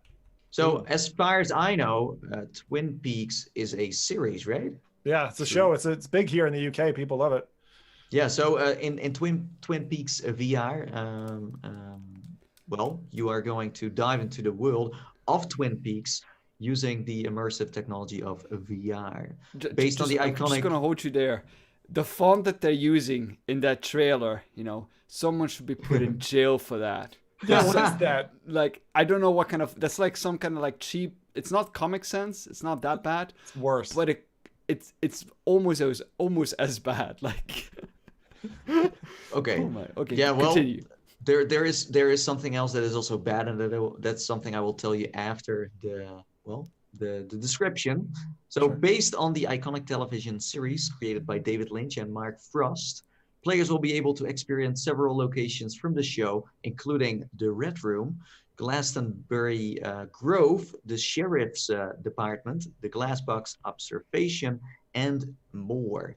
So this one is now on Steam and also Oculus Home, and it's $10, €10. It's not that expensive, but I watched some gameplay. I haven't jumped in myself, but it just didn't look that good. Okay, and the teleportation that they have, because there's no walking level. You can collect Easter eggs. Of course, it's gonna be good. Yeah, I don't know. It's a weird timing. Yeah, that's all I'm gonna say. I don't read that as collect Easter eggs as in hidden little packages like GTA style. I read that as actual Easter eggs. But if anyone has ever watched a David Lynch film, things like Lost Highway, what is the other one? Mulholland Drive, fucking weird. Like, I mean, this is if there's like films like. David Lynch stuff is off on the end of as weird as you can fecking go before it's no longer and it's just like chopped up bits of many films put together. Like that's where do watch some David Lynch stuff, everybody, because if you're not familiar with it, it's fecked up, like more than even my appetite for fecked up stuff, and I have a very big fecked up appetite. But I mean it. Like Twin Peaks, I think, is a show that's actually put on by a combination of these lads. I have never checked it out myself. I got a feeling that Mike will know what this one's about, so maybe next week. Yeah. he can reflect if he watches it or whatever. I just got a Yeah. feeling like my spidey senses are telling me. Yeah, but honestly, the trailer looks as bad as the gameplay I've seen. But Yeah, again, I haven't played it, so maybe I should do that first. I'm before- gonna vote skip on this one. Okay. See, I'm going to vote play. I would do this because I know that David Because Lynch you're Wacky weird. Tabacky is awesome. Because you're That's the weird. first Tim. rule. I'm Always totally play normal. Yeah. Look, Okay. look down. Look down. What are you wearing? It's all green. Someone actually said in the chat that they thought you were wearing a green condom and we Yeah, had I to saw calm them that too. down. So yeah. You got to wear protection. You know what? You can't protect from Paradise DK turning me into the fucking Grinch on Twitter. I caught that. I saw you. Put the Grinches. It's actually brilliant. Well done, PD. But I didn't think that mid podcast we'd get stuff tweeted at us already. Good effort, dude. Yeah. Good effort. But thanks for mentioning that we are also on Twitter. You can follow us there. FReality crew. And Facebook too. And Facebook. Oh, and leave a like too while we're at it. We posted what likes can do before, and it got Denny and his crew all in lots of trouble. But you're fine to push that button here if you want. Yeah, you can do it. It's safe. It's safe. No, nothing is gonna explode as far as I know. So, Yet. the last one.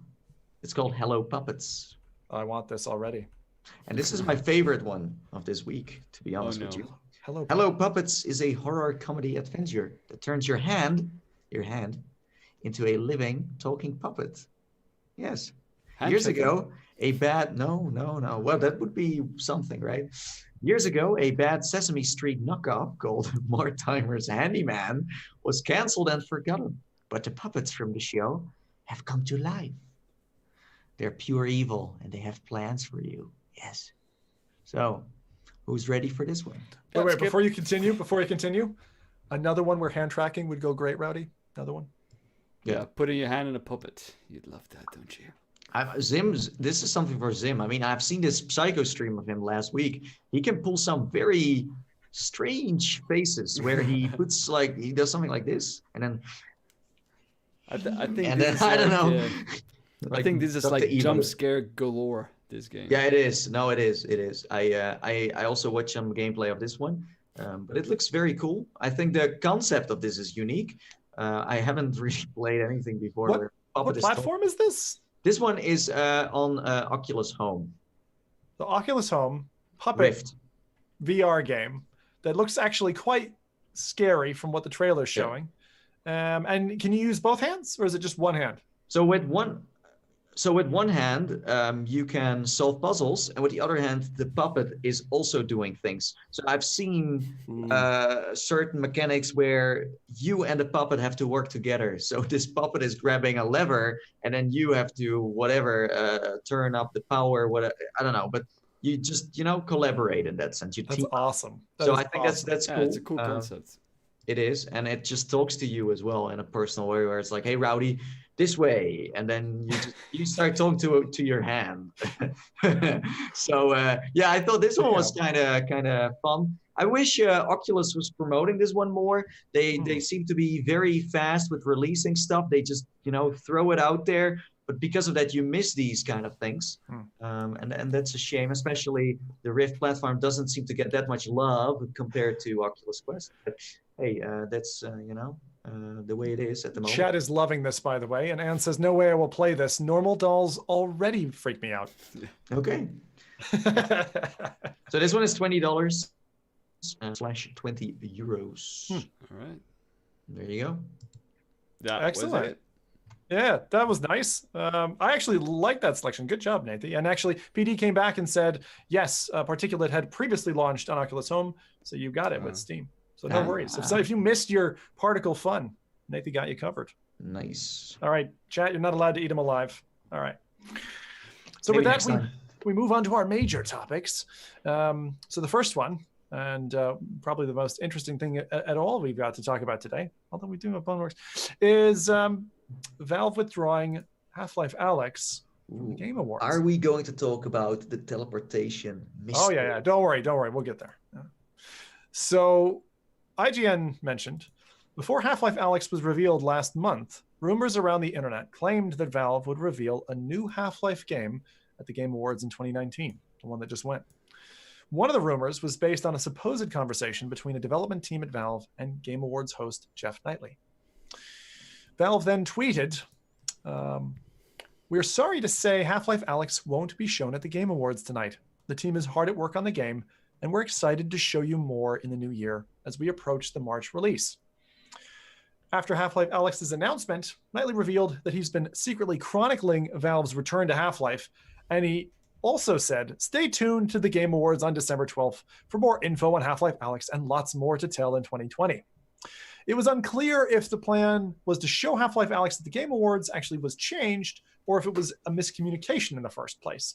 But a couple of things. So, Valve News Network also shipped a video following these events with an aim to explain why Valve canceled the preview at the Game Awards and touts a hesitance to show off apparently a teleport-only mode for the game existing now, as opposed to smooth locomotion, which most of us have come accustomed to. And actually, one of our viewers, and a good friend of mine, Bull, also went so far as to clip from a Valve interview some footage showing the Fade to Black teleport running within their game. So let's open this one up for discussion and reflect on why Valve might have opted out or never planned to show at the Game Awards. I just want to say I love that the top comment on the tweet of Valve is, "Valve, make a good game without VR." Well, yeah, someone got a bit salty there. Yeah, but rewinding back again to the start of the podcast, and if my audio listeners here took that quick step back in the track and listened to Rowdy describing his time with a game I've now forgotten. Budget cuts.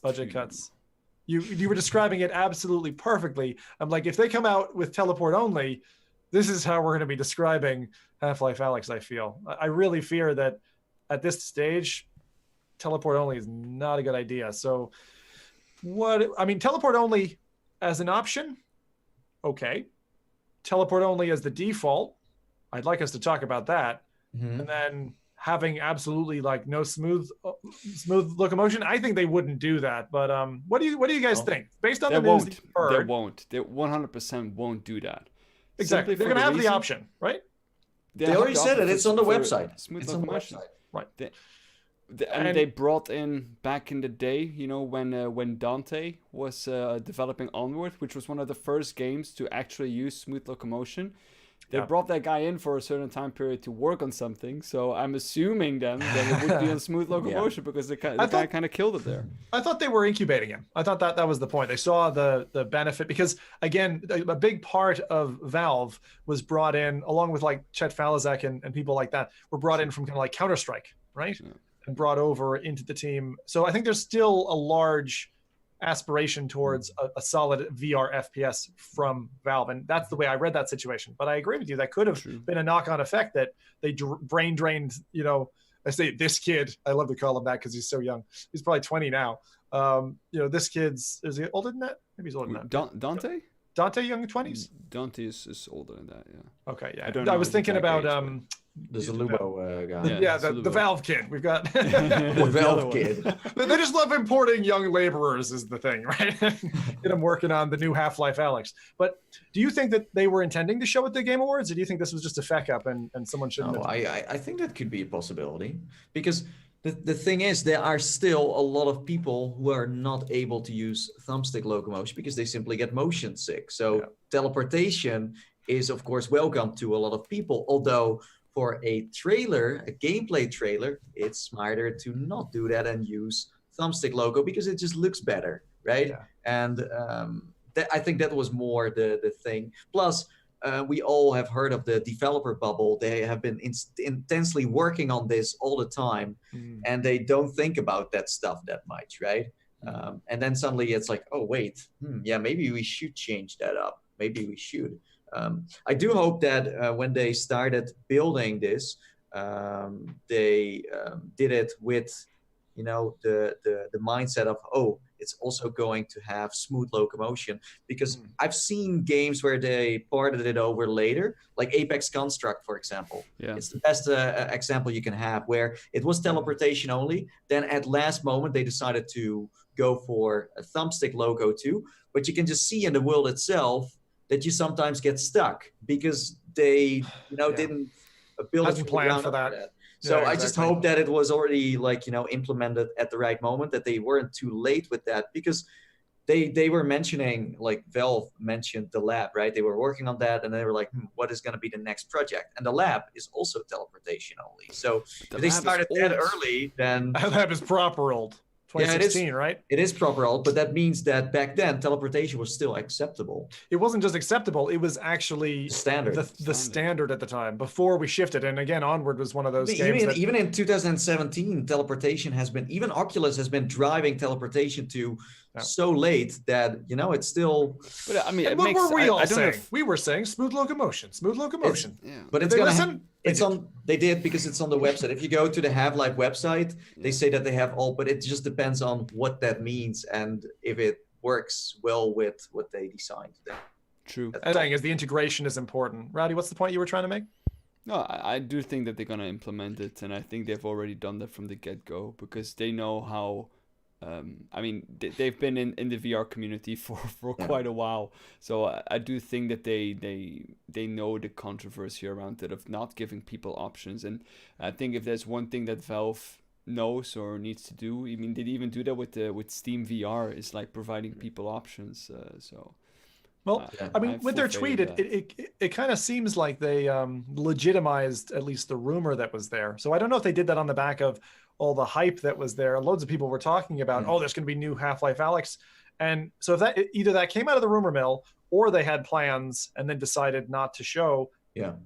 I suppose it doesn't really matter to us, right? We didn't get to see more Half-Life Alyx. No. I think it was unnecessary because it's been quite soon after the original trailer, which was an amazing trailer. If you haven't seen Half-Life Alyx or know anything about Half-Life, please go watch that. I think you'll be convinced. I think the best we could get out of this is that they communicate, that they said, hey, listen, we're not going to do it. And we weren't just sitting like you were just sitting there like with your eyes like, oh, is it going to come? And then it doesn't, right? So they told us, so you could, set your hype to a certain standard.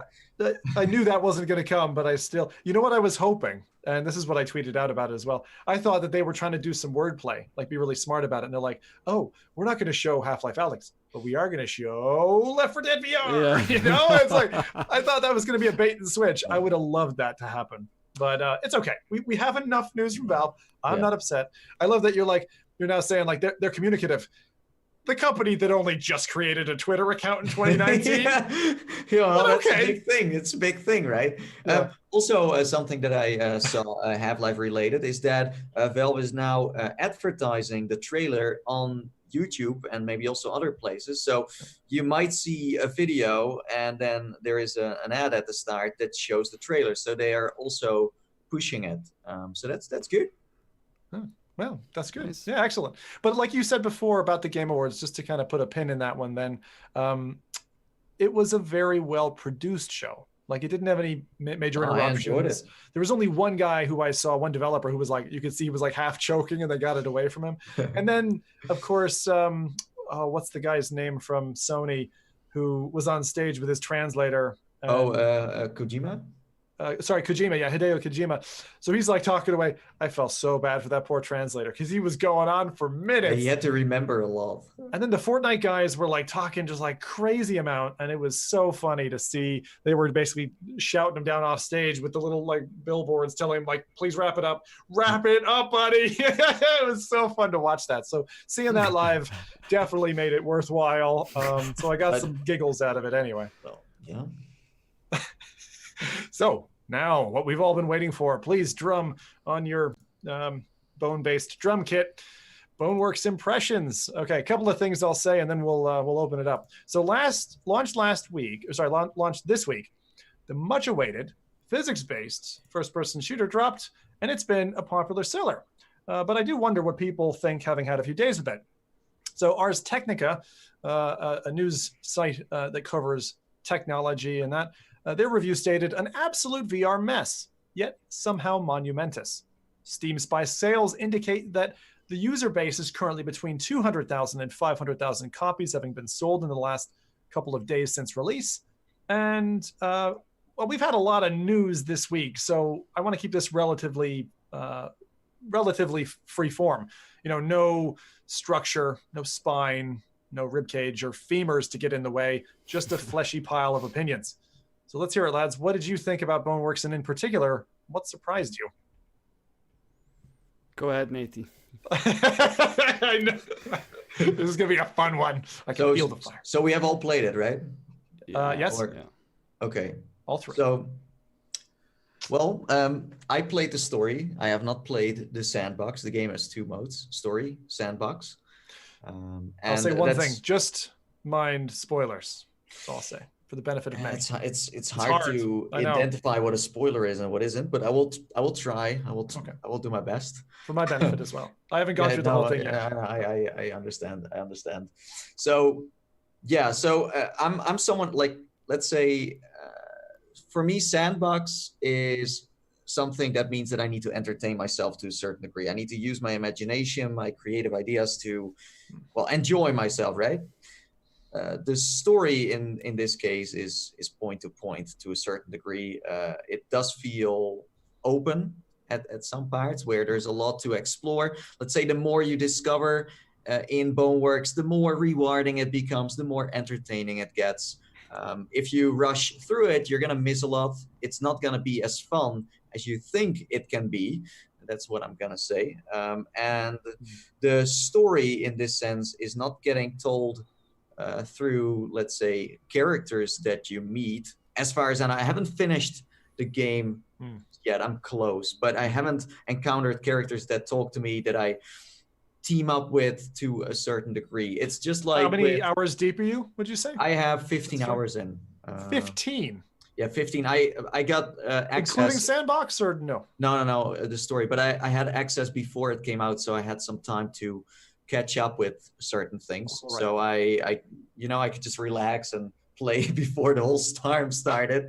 But as Rowdy said, with budget cuts, you have, let's say, screens that tell you a little bit of the story from time to time. But I would describe it as a environmental storytelling game with a lot of sandbox elements to it. You can be creative too. There is no cheating. That's also something that gets told in the tutorial that takes an hour.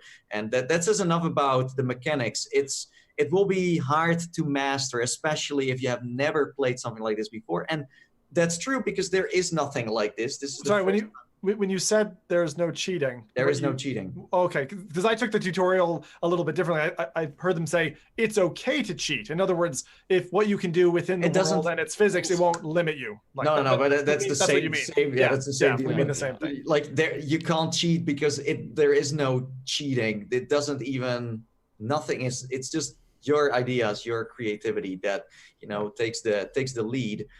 So it feels very free in that sense, and it's like a mix of Half-Life and Portal, where there are a lot of puzzles. There is a lot of action too. At some parts it's slow and you just gotta figure out how to get to the other side. But as I said, the more you spend in this game, the easier it becomes. At the start, it's not gonna be that easy to learn. Like I've seen, for example, Mike play the game where he didn't know that you could jump very high. Like I am like jumping a lot now. Where did he get stuck?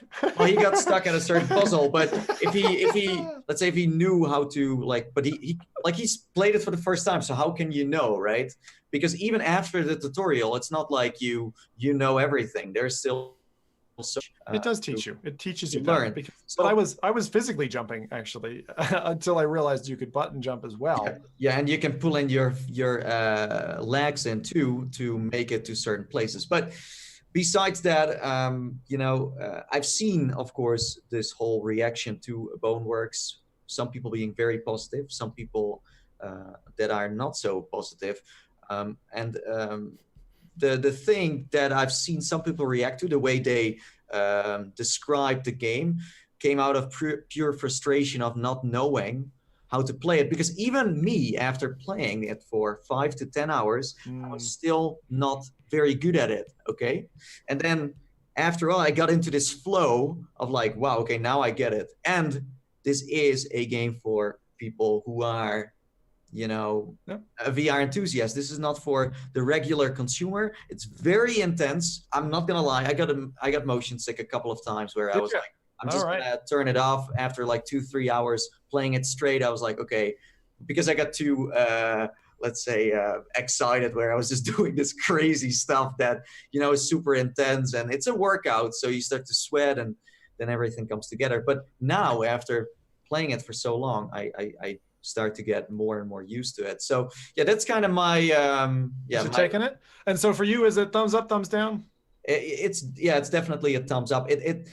Let's say it sets the mood for Half-Life, and it also sets a new standard in some ways for what we want in terms of interaction in VR. Things come more to life, and that's super awesome. Okay. Rowdy? So I mean, I played this game for roughly an hour. I think I spent maybe a little bit more than an hour. I finished the tutorial and the first level I got a little bit into, but I kind of realized that it's not really for me, the game, just in general. There are issues that I have with the game that I'll maybe describe a little bit later, but maybe I'll like Nate did as well, I'll describe like the core concept that of my experience at least. I found the puzzles to be a bit frustrating, even though you could use physics in order to like solve them. A lot of the times the game didn't really do what I was expecting it to do. The physics would kind of, I don't know, it would do something weird. I have to say though, I play with the Oculus Touch controllers, and I do not like the integration of if I see how well it's integrated on the Valve Index, having played Vertigo 2 demo, seeing how well the integration was done there, I'm a little bit disappointed with the Oculus Touch integration here. I kind of feel like my hands are like spazzing out like this the entire time, and the only motion I can do is like... Wait, you're seeing binary motion? Not binary, but the resting position is your problem. My hands are like this the entire time. Yeah, audio listeners, he's putting his hands completely out, but also like splayed. That's interesting. So you're saying, so as you're walking around, that's the kind of resting position that I had. Yeah.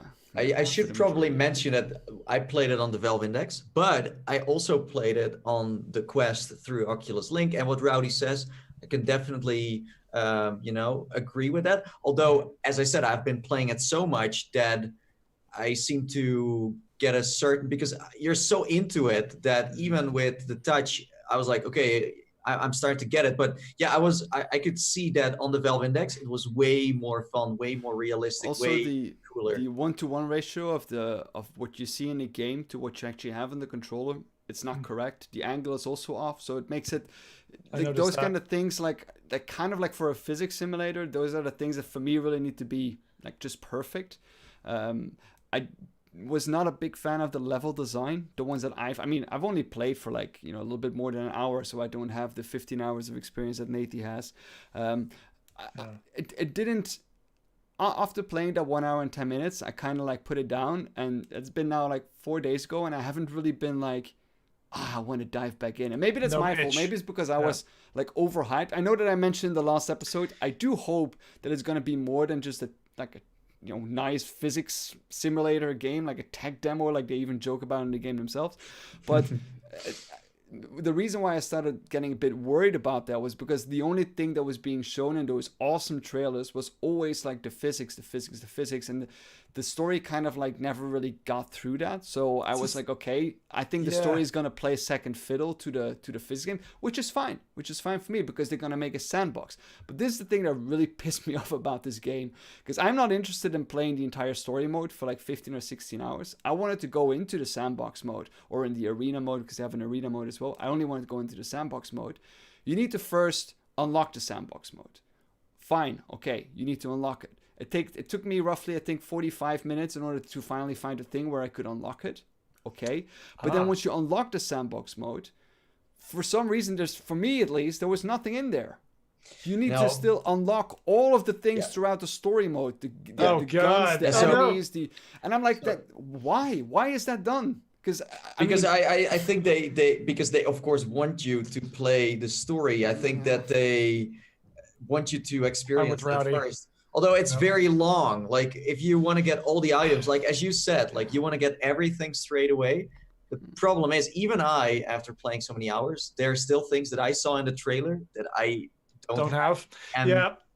But it's an That's the achievement thing. system. Like a isn't lot of it? people have It's actually like an complained inherent. about that on the Steam store. Yeah. Where is the level that was shown in the trailers? And that is not in there yet. That's going to be a later update.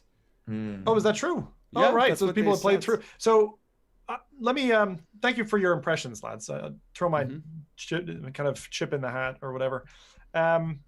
I played it solely on Oculus Quest using virtual desktop, so I could get it wirelessly with a sub pack on, which actually worked very well. The only thing that niggled me was I actually found that the gradiated hand movement was fine. I found that the angle of the hand for certain interactions, like if I'm pointing straight, I wasn't pointing straight in the game. The hand angle was wrong. And that may just be a touch integration problem. But it sounds to me from your experiences that that's the same on the Oculus platform, no matter how you play it. Link, Quest via virtual desktop, or native Oculus Home to Rift S or something. So, and another thing for me, like what I wanted to say as well, is that but again, that's maybe because I was so overhyped with the physics. I didn't find it so revolutionary as some people are touting it to be. I think that, for example, games like Blade and Sorcery, they do melee weapons far better than the experience that I have had in Boneworks. I think, for example, Hot Dogs, Horseshoes, and Hand Grenades does guns way better than Boneworks handles it. But of course, those are like separate games. This is like the unity we need to look at. And they've also had time to polish. Of course. So I get that. But I guess that my expectations for a physics simulator were just set so high that I was expecting to achieve those kind of levels as well. And I kind of was a little bit, I found it a bit weird when I saw people expecting, virtual reality is not going to be the same anymore, when I know that there are other games out there that have been doing this kind of concept as good or even better in terms of a physics simulation in a particular kind of field, then maybe not entirely like Boneworks does it, which I still think it's a revolutionary game. Just if you look at the entire marketing and the exposure that the game has received, this is a turning point in virtual reality. I completely agree with that. But I don't agree with the fact that this is only due to the physics that are in Boneworks. Because some of the physics, I mean, let's be honest, they're a bit janky. The climbing, it's absolutely horrendous. For me, it's like my neck is attached to a bungee cord or something. I'm like going up and down. And maybe I haven't seen that yet, but my impression of the game was I like games that are experimental, and you guys know my tends to be on indies, so I don't mind jank in my games. I don't mind if it's janky and a bit funny. I found that like the first pipe crossing me in, I don't remember, one of the initial levels, I was able to like spider monkey that thing, and that just like blew my mind. I was like, I could just like wrap around it and like get around it. I thought that there was gonna be something hidden up the top. There wasn't in the end, but I spent about 10 minutes just clambering around this pipe, and I found, as someone who likes climbing, that to be really immersive. And actually, there's a lot of stuff in this that I wasn't able to do in other games in the same kind of, it feels like a free flow way. So I've warmed quite a bit, but I totally see the and again, I won't say younger, but let's say people who have a need for faster and faster feedback in that loop. This game is a slow burner at the start. Like that tutorial takes quite a bit of time. Yeah, no, it is. The satisfactory parts of the game, it feels almost like it's taken me about 2 hours to get to the tutorial, and I'm taking my time, but it seems like they've almost kept the content away from the first 2 hours, the refund block in Steam, so it's like, you've got to play through the game if you want to get to the good stuff. And I do think that people are going to, in that first window, make the decision, this isn't the game for me, and refund prior to the game really kicking off. But some of the stuff, like there's weapons that you start off with that are physics-based, that for me were like really happy moments. Like really, the game has brought a smile to my face. Not that many games do. So for me, like, even though I haven't seen much of the action so far, I like what's there. I haven't played with the sandbox, and I think the sandbox to me is probably the least attractive piece of the game. Yeah. I think they slowed it down because, as I said before, this is not an easy game to play. It's like you play Surgeon Simulator for the first time. It's like, how the heck do I move my hand? It's like that. Action, right? And with this one, that's the same. They build it up because if, let's say, they made it more action-packed at the start, as some people set, I don't think it would have ended well for those players. Because it bums up pretty quickly. What I played yesterday, my God, it gets real hard. It gets real intense, real action packed. Gets you comfortable though, right? Like, so it's a slow burner, gets you comfortable with the controls so that you feel good with them. But it doesn't have to be. But also, it doesn't have to be slow. For some people, you can just walk through and it goes super fast. It doesn't have to take that long. Although, good point.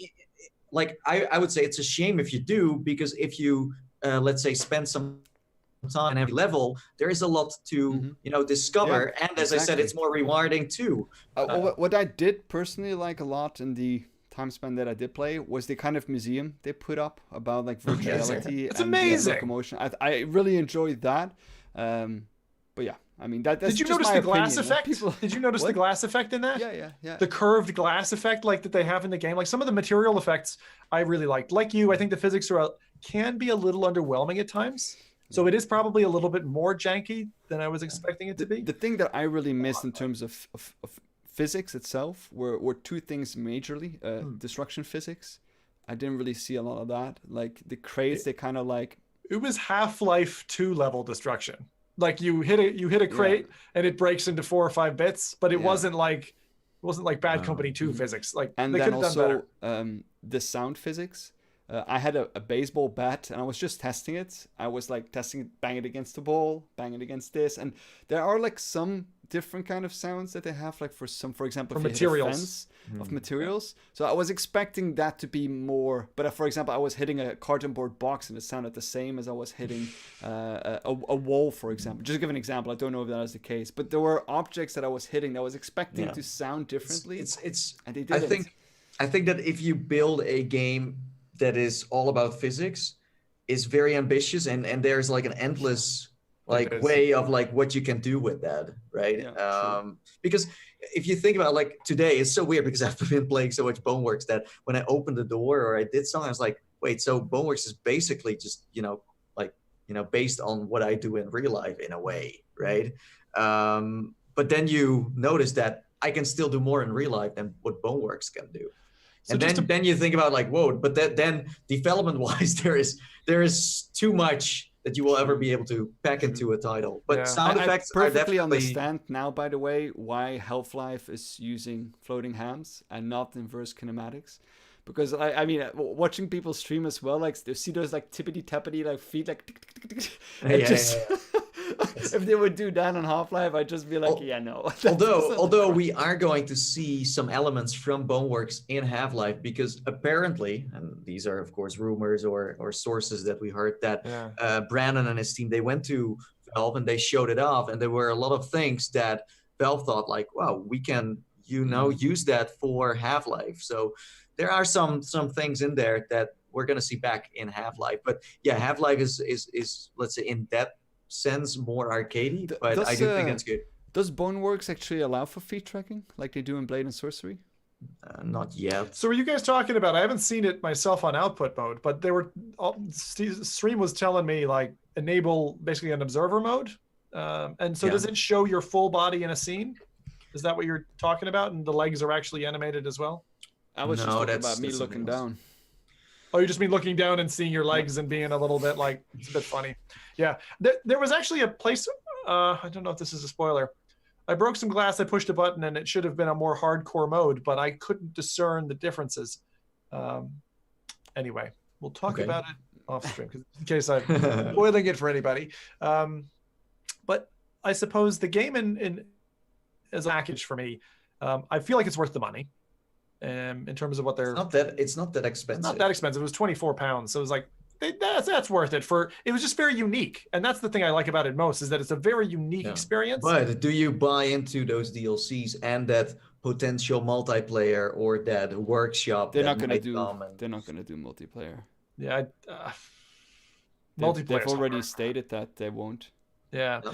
I think Steam, no, it's not Steam. What am I thinking about? Source 2 is going to get here way faster than that's going to ever be a possibility. I think what I really would have liked to see, but what's not going to happen, is mod support and multiplayer. I really think that like they the missed API, the ball on not providing mod support with a game like this. It's a sin, if you see isn't the it? success of Blade and Sorcery, it's almost only because of mods. Well, no, I mean it's a great game, but mod support like really lifted that to like another level, and not having that in a game But like I'm I sure guess they that, know. They know that. But These are decisions. Well, you'd have to decide splitting your resources. They could patch that in a year. You know what I mean? They could do, and it would still have a good effect. Or they're like, we're selling the game, longevity. we're selling a lot of copies. With that money, we can make more. Maybe the money will. That's what Stress Level This is Zero it? does. Like they've done that. That's With exactly what they previous do. games as Or they well. go for another project, right? Yeah. They're just like, let's because they seem to be not attention deficit disorder, but they, these guys, they're not single project dudes. They're not going to be on Boneworks 10 years from now, I would doubt. This is not their only pony. Yeah. Chat was talking about how they feel. Hussein said that he felt that it was sad that this is getting like 2,000 review videos a day, and Asgard's Wrath is getting like half that in several months. But that's like the hype that this game has built. And that's also why my expectation levels were so high, because I was expecting this really to be like, even way further than what it originally is. With Asgard's Wrath, that's the opposite. It's Oculus has done some kind of like marketing campaign around this, but I mean, nobody was as hyped for that game. It feels like, and the more I play Asgard's, the more I just feel like, wow. I mean, that game, there's a game that just stuns you. But I mean, it was mentioned in chat as well. There are people who boycott Oculus and Facebook, right? They boycott that directly. So that hemisphere is kind of cut off to them, and I still feel it. It's Steam, and had that originally as well. When they released Steam originally, people were boycotting Steam as well. I remember that.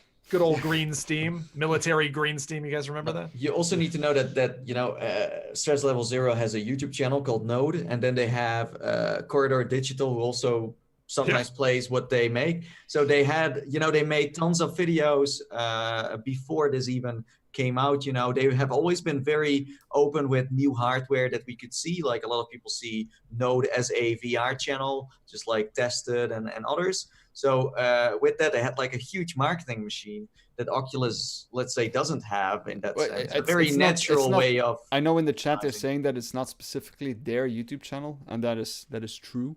But you don't see it that way. It doesn't feel that way. You feel like it's connected to correct to that. And yeah, I don't know. It's funny that like the reactions are very exotic, and I like that because, as I said before, this is a game we haven't had before in that sense, where it's like a full physics based, not just it's combat or it's that. No, it's everything together. They're trying to make it. Like I said at the beginning, I do see this as a revolutionary turning point in virtual reality. But the thing that frustrates me just a little bit is that some people are giving it credit for things that are not new into Boneworks, and that's kind of like. But that's a part of the hype. That's what happens with every game. With every game, it's like, wow. It's same with the hand tracking right now. You're like, wow, this is the first time I see hand tracking. It's amazing. I'm like, sorry, but I've seen the Leap Motion pull off the same trick. But that's the thing. Exactly. Like when my wife rated it earlier, she's like 8 out of 10. I was like, really, 8 out of 10? Like that's it's good, but is it 8 out of 10? But that's just part. And of course, there's the popular opinion that people jump on. But I don't know. It's an interesting title, I gotta say. And for me personally, like I don't play that many games that I come back into because I want to see the ending and I want to finish it up. So for me, I was hooked from the start. And also, like you need to know, I went to their office, so I've seen it up front. Early. So for me, it was like already the expectations were on a certain level. Yeah. And then it comes out and you guys, you never played it. It's kind of like, so what the heck are we? What is this? Oh, how do I need to describe it? It's hard to describe this one. Mm-hmm. It's almost like art. There is something you don't like about it. There's something you do like about it. I can perfectly understand why people like it. Like and like I said, I do think it's a game changer for like virtual reality just in general. Point. Just because of the amount of exposure that the virtual world has got because of this again. But about your frustration, like the point about, okay, Sandbox is there, I need to unlock the stuff. I remember having that with racing games where I was like, I want all the cars in multiplayer. And they're like, you're going to have to play through the campaign and unlock them all. I kind of feel like it's such a 50-50, right? I mean, I kind of back them because being able to have an achievement system, which is basically go play the game, unlock these things. You'll get excited when you get new things to unlock. It propels itself. I think that's a better choice than saying, hey, you buy the game and boom, you get it all. And the way I would go for it, and I hate that I'm saying this because it's a monetization route, but I feel like you should be able to do what you could do in like Battlefield. After a couple of months, they released a DLC where you could say unlock fully the soldier character class. So I didn't have to work it all out, but they just let me, put it behind a paywall. Not much money, a couple of bucks. And I just, I just want to hack it. Don't take those words back, Sim. I know I should take these words back, but it is an option. Pay it's more on the money table. for the same content in the game? Heck But if you no. want to shortcut it, you know what I mean? Cheat codes. It isn't So the thing is, it's not multiplayer, so it's not on the same. Exactly. And to be honest, maybe what they could do is allow you an any file update that you could do for yourself that just unlocks it all. If you don't want to go through the faff, that would be the fairest way for the developer to do it. What I'm honestly the most excited about is about the next game studio that is gonna implement these kind of concepts in their kind of game. Oh, that burns. No, nothing against Stress Level Zero, but I'm honestly excited about what other game developers with games that I personally really like, when they take this kind of concept and implement it in their kind of games. Yeah. So dinosaur single player physics game. The thing that I'm still honestly the most excited about that I've played like in the recent times is Vertigo 2. Yeah, Vertigo 2 is huge up on my high meter. For 2020, number one. Yeah. Even over Alyx. I think we're gonna see a hybrid of Vertigo 2 and Boneworks, and that's like Half-Life, because there's so many elements from both games. Like, for example, Vertigo 2 is also very much Portal and so much, and Boneworks is the same way. I think even Boneworks is a little bit of Gmod in a way, and there's a lot going on there. So I think both of them combined brings us to, but I do think like it shows that Valve and also the Valve Index have a lot of potential, and that they're hopefully next year it catches up steam with other developers, and we're going to see some competition in that sense, because for a while there wasn't that much going on, and now we're like, PC VR gets a new level too of what it can do. So good. Very good. Well, just as we're starting to wrap up here, maybe the longest show running ever, thank you for staying with us for the additional DLC content at the end of this podcast. If you have any questions, please put them in chat. And also, we'd be interested, what was your highlight from today's show for our Wednesday clip of the week? Exactly. We're going to clip out the best bit. So let us know what you thought that was. While we're waiting for questions to roll in, here's a reminder of the weekly show times. We roll at high noon in Kansas City, pew pew, 6 p.m. in Edinburgh, where I live, in the quickly melting iceberg that is the UK and this political landscape, 7 p.m. in Frankfurt, which happens to be in Europe, but also finds itself between two brioche buns to form a steamingly warm hot dog. Please like the video and remember to send us your internal organs, just the ones that go for more than $1,000 cash. Follow us on Twitter, F.Reality Crew. And lads, what do we have in chat? So we have someone asking, what was your favorite thing in Boneworks? Oh, easy. Murphy the monkey. Straight out the bat, he was a little brown, huggable teddy bear. Murphy the monkey's my favorite. I think for me, for the time span that I did play it, was I wanted to say the sandbox, but didn't really get to try that. So it's going to be the museum.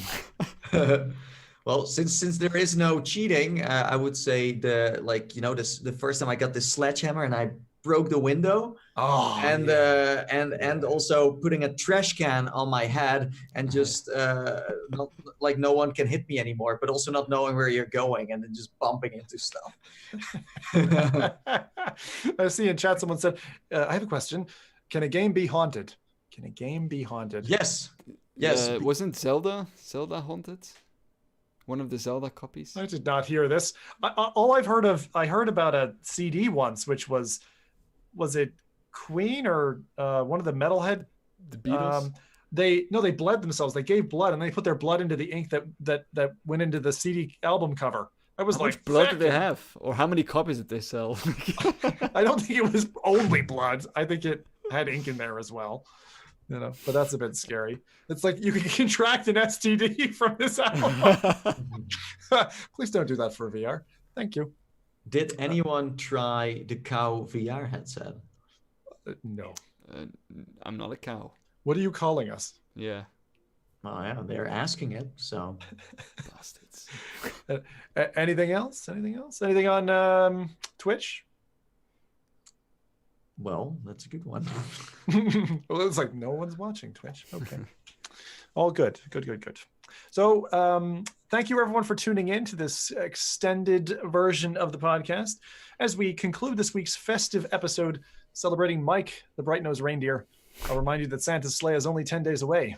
I'm looking at you, non-Amazon Prime people. Go to better sort yourselves out, So until next show, keep yourself cozy in VR, and ooh, goo, goo, goo.